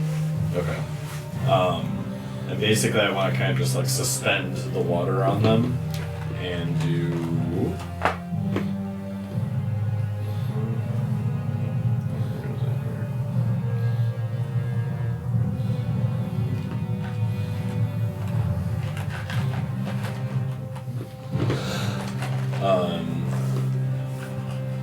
I want to do a Draconic Transformation, Okay. which is a bonus action. Yep. So I'll drop the concentration to do this, but I'm hoping that's enough time for me to use my ice breath weapon, since they're in water, literally submerged in it, to just ice them in a 60-foot cone. Does it require concentration to keep that water like bunched up? It's concentration to cover it, and then it would basically drop for me to do this. Okay. Go ahead and do it. I'm just gonna give it a save. Okay. If it wasn't concentration, I'd say it just happens. But because it's dropping down now, they'll have a chance to at least try to like roll out of the way or something. Vanifer makes it, but her lieutenant does not. So would it be disadvantaged though if they're tumbling down? They're just rolling. Okay. Because it's just getting out of the way of a cone. I don't know. I don't think it'd be that hard. Like if you're laying down to roll in a direction, I don't know. Unless you're in water, you can just swim them. I'm just trying to help them out. No, yeah. Counselor, I've heard your argument. But, okay. Nope, that's D8.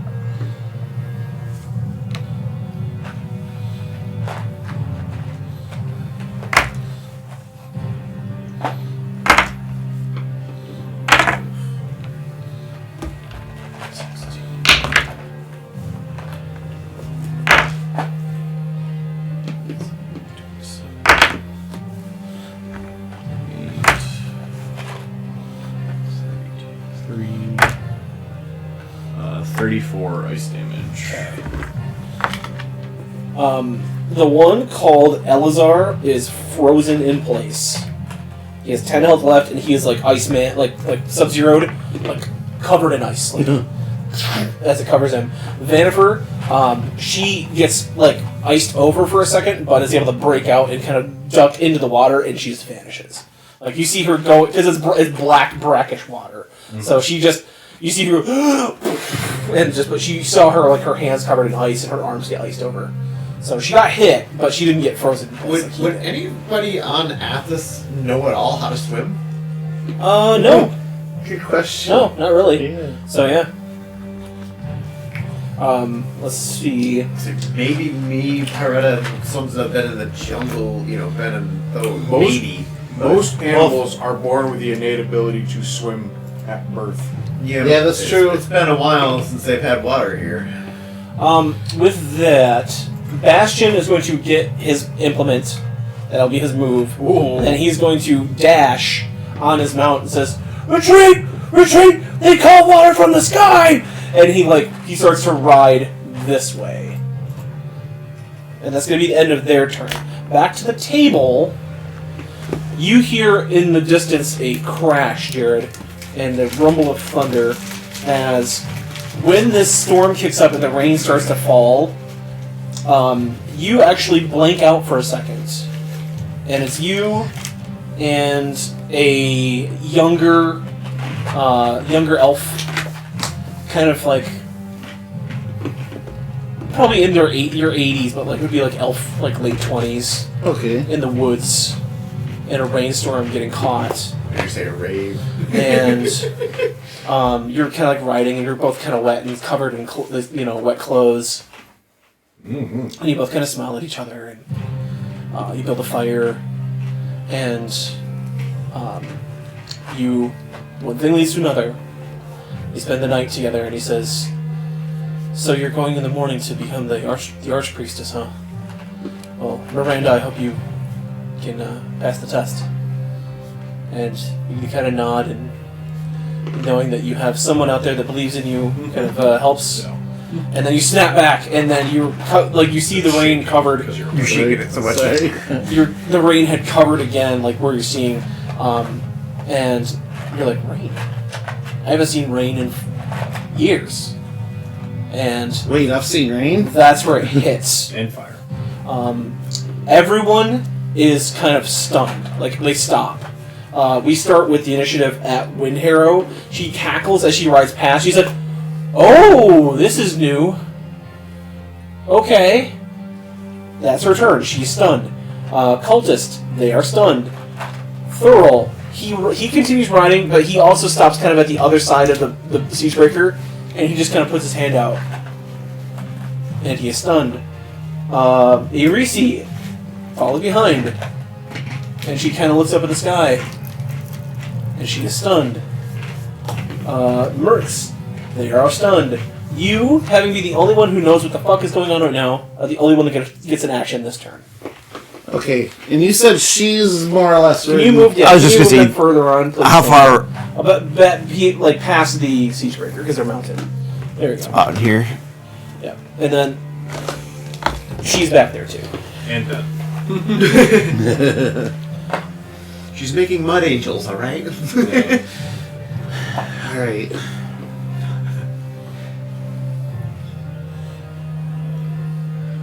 This might be a stretch, but it's gonna be the most diplomatic thing I can do right about now.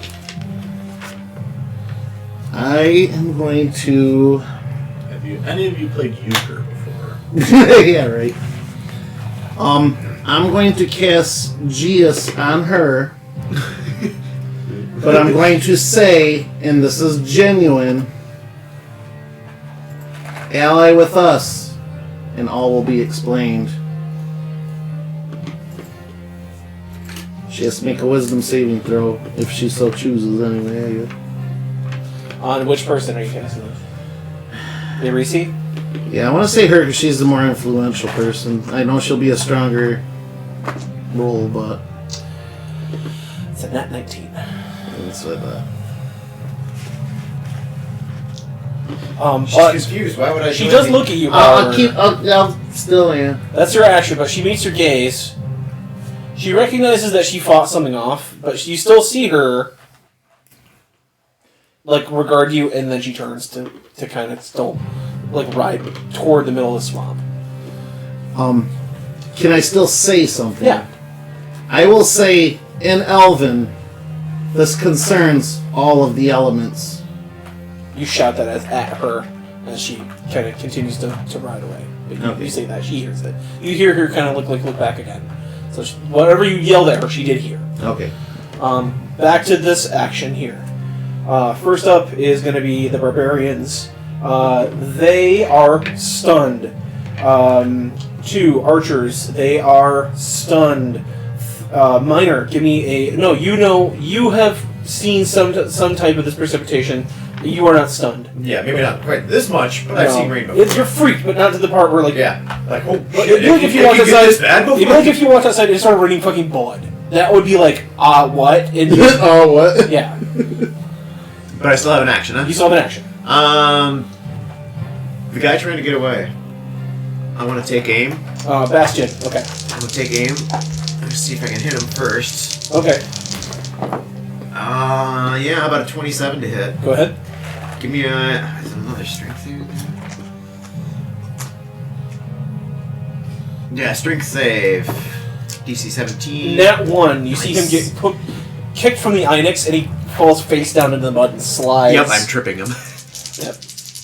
Or should I push him off his off his mount? You tell me? Well, he's off the mount anyway. Okay, yeah, I'll trip him then.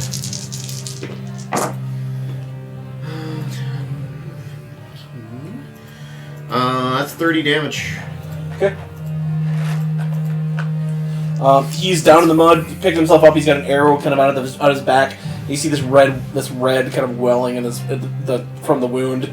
The back of his cloak is getting soaked in blood. Do I have view of any of the one that's frozen? He's a solid block of ice. Vannifer is jumped in here somewhere, but she is gone. I'm just gonna put an X over her because you're not sure where she is. Well, it'll be a disadvantage because he's prone, but I'll shoot at the same guy again. Okay. I don't want to waste shots. A dirty 20 to hit. That's a hit. There's a 15 and a 10. 20 piercing. Okay. And again. Ooh, 13? Nope. Okay. That one pings off as mage armor.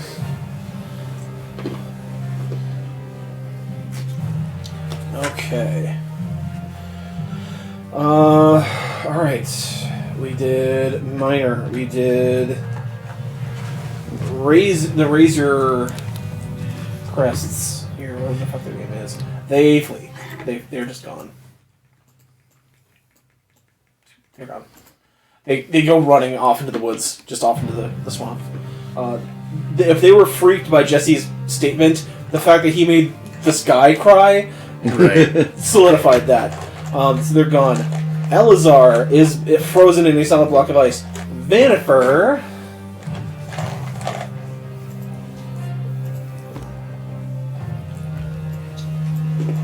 It's getting very fair from here. I'm gonna have to paint the rest of the minis. Yes, that's what she's gonna do. My house. Okay, she does a thing that you don't see. Alright. End of her turn. Jesse.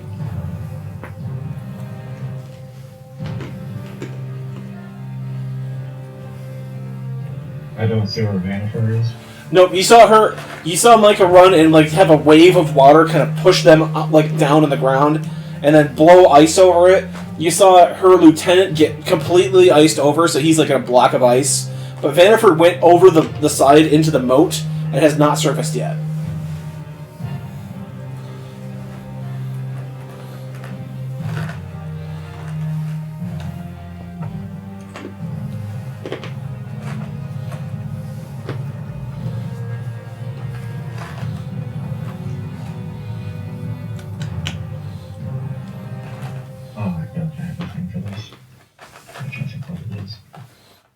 Does it control water? I have a scroll of control water. She's in water. Icify. Yeah, but I don't know where she is, so... True. I mean, humans are made out of 70% water. Can I just control all but like their forearm? Just cause a blood clot in their brain. You don't need that much. Ugly bags of mostly water. It's like the scariest thing about the Avatar world. Bloodbenders. Yeah. Yep. Oh yeah. It's like a pop a vein in your brain. You'll never know. Done. The snap. I will Misty step down to here. Okay. You appear right next to the frozen over lizard folk.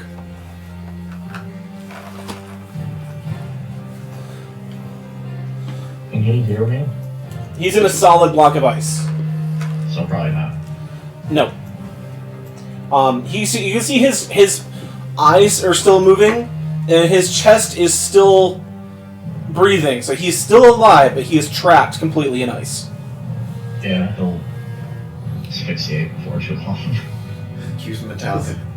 This is reminding me of that Witcher Season 2 scene where she pauses everybody in time and does that thing. Ooh. Give me the Ghiblies. Accuse Metallica. Trapped under ice. All trapped in ice. Was that all you're gonna do, Jesse? Is just Misty step down? Yeah, I'll just be at the ready. I'll have drowns in hand. Okay. Micah. No, sorry. Jeremy. I thought there was somebody else. Once you're back here, give me a wisdom saving throw, please. Just watch out. And then unfreeze. Yeah. Jesus. And it's creepy because their eyes still all move, so they're kind of like watching this happen Nat to 20, everybody John. else. But can't. You don't know what the fuck's happening right now, but you know you have drowsiness. But it doesn't affect me. Is there anybody in range of me that I can attack? You would have to walk through that. I'm gonna say this is done because it is His concentration. in concentration got busted. It's busted. Straight bust. If you move to here, you see a dude encased in ice. You also see Jesse, like, I imagine Jesse's, like, scanning to look for Vanifer, but you don't see anybody, like, in the moat. One guy's down on the ground. He encased himself in ice, or he was encased in ice? Micah encased him in ice. I'm gonna grab him and pull him into the keep. Okay. Do you, like, grab him out of the ice? No, I'm gonna keep him in the ice. Okay. Like, Bear hug the whole thing. Alright. I'm just gonna, and then I'm gonna yell at all the barbarians in there to like, don't let him go anywhere. Okay. That'll be their turn. They're all, like, everyone's gazing at the sky. I'll be like, What's happening? hey, pay attention. They're all like, we felt like we were just about to blow up in fire, but instead we're getting showered with water. Micah, same thing. Give me a wisdom save. Never been this wet before. They're all gonna know the annoying sensation of walking in wet shoes. For the first time. Yeah. 12. You are fine. It's just a 10. Mike and I walked across that river last year up in UP. Never had so much squish in my shoes before. But now it's my turn. It is your turn. Just, oh.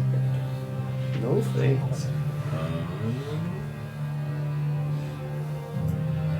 Trying to find an old cemetery I've been to before, but it's at least the side I'd entered on before is overgrown now.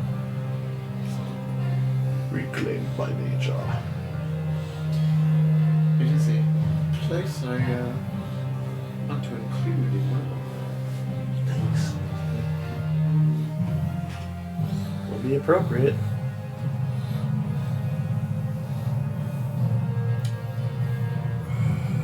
I don't know if this would work or not.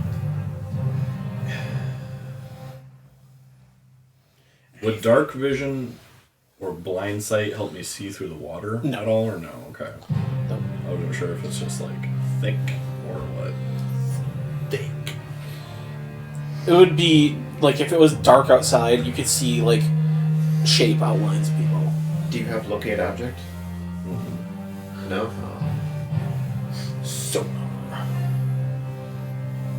I have scrying, but it's virtual. Yeah, it takes too long to cast. Instead, I'm gonna just, because I have my dragon transformation, I'm gonna fly up 60 feet so that I can see everything to see where she comes out. Okay. If she hasn't already. Okay.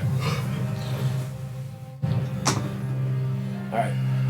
He's crawling away. He basically he's Trying. just still getting away. Cut back to this part of the table. The fighting resumes, but Jared, you're still pretty much the only one that has had anything. They all continue riding toward into the swamp. What would you like to do?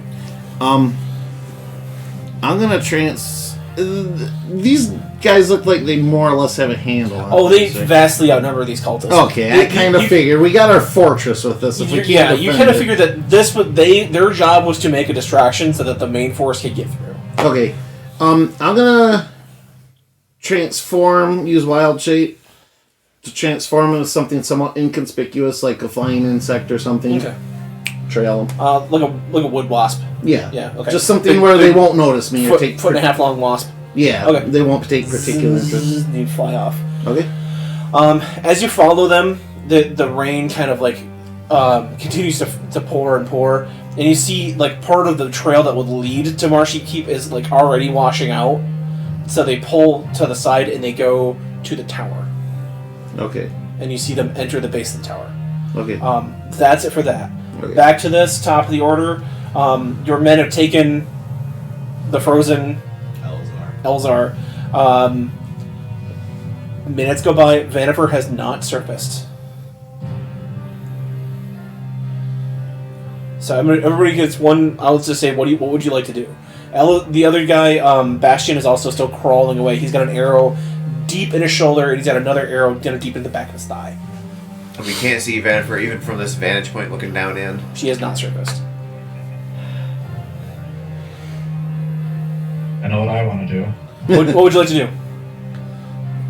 I forgot that we leveled up and that I took an invocation because I figured this would happen. I took Gift of the Depths. So I can breathe underwater. Okay. And my swim speed equals my normal movement speed, so I'm gonna go on in. Give me a perception test. I'm probably just gonna take some more pot shots at the other guy. What the hell? He looks like he's dying. You want to kill him? Finish him off? Yeah, I can just finish him off. Coup de grace. Okay. The coup de grace. I was kind of smirking at first, but now I'm just like, nah, this is sad. The coup de grace is. I don't mean this to embarrass you or anything, but when you made that noise, I thought that was you intentionally, you're killing them. Oh. Okay, what was that, Jesse? Perception, I got a 15. 15. You see a pair of boot prints in the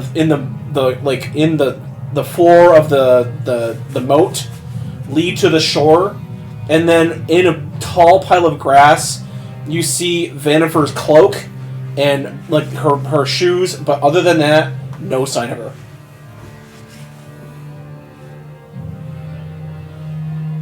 I'm going to throw drowned where I see the cloak and stuff.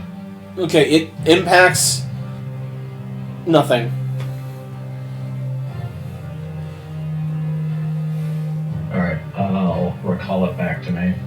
Okay, it materializes back in your hand, nothing on it.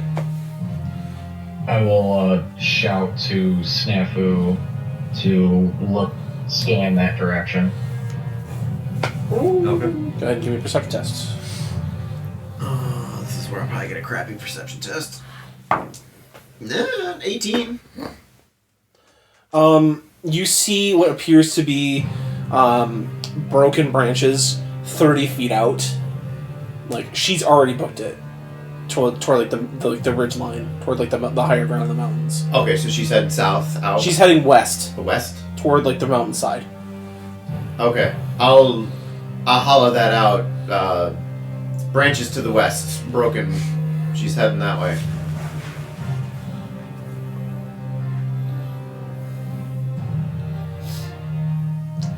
And as the rain continues to fall, Jesse kind of standing there on, I'll say he kind of steps out of the water and stands on it for a moment to kind of look out. or no, he can't stand in water. He just walks out. And as you look, you see that you've taken prisoners. The whole marsh begins to already start to kind of flood. Jesse, you kind of realize you should pull back into your safe area that you've prepared and just kind of get ready to wait out this flood.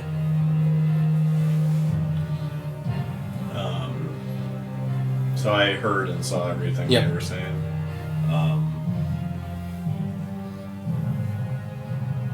I guess since I still have my flight, I'm gonna swoop on down. And you said she left her cloak there. Mm-hmm. I was gonna say I gave somebody that wooden dagger that can track people. Mm-hmm. So whoever I gave it to, get to track it. Whatever. Well, you do realize that it's the whole swamp is about to be flooded. Yeah. So you're gonna send somebody out to basically die, try to track her. That would also please me. But she has been. Both of her lieutenants are dead, and she has been severely kicked in the pants. So far as power and position go. So The one's still frozen in a block of ice. yeah, you have a prisoner. Right. I'm gonna scoop up her Yeah. belongings. Alright. Okay. Okay. Yeah. Sniff 'em before I'll they say that in frustration, Jesse, you kind of turn around and smash drown through one of the stones of the wall, and just kind of walk back in. And as you guys pull back into the keep, into the area, prepared a safe area, Jesse having planned this out, you landing on the tower, the wind folk camp, getting ready to camp. That's where I'll call tonight's meeting. The siege has been stopped fully. In its tracks by the power of All Hydra and the power of the rainstorm that she can summon.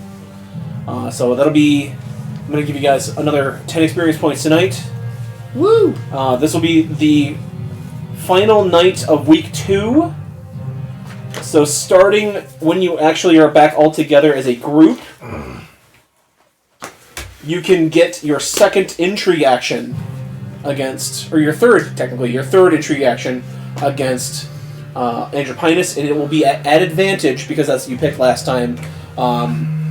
You crippled the spy network, so now that you can move a little bit more in the open, so this next check you do will have an advantage. But we will figure out what is going on next time Dragon Ball Z. on Dragon Ball Z. Woo! Dragon Dungeon Z. Alright, well thank you everybody for tuning in tonight, and anybody who's pawing through the archives watching these. We'll see y'all next time. Have a great time. Have a wonderful time. Have a wonderful time. I'll announce that next time on my Twitter. Keep an eye out. Thanks everybody. See y'all later.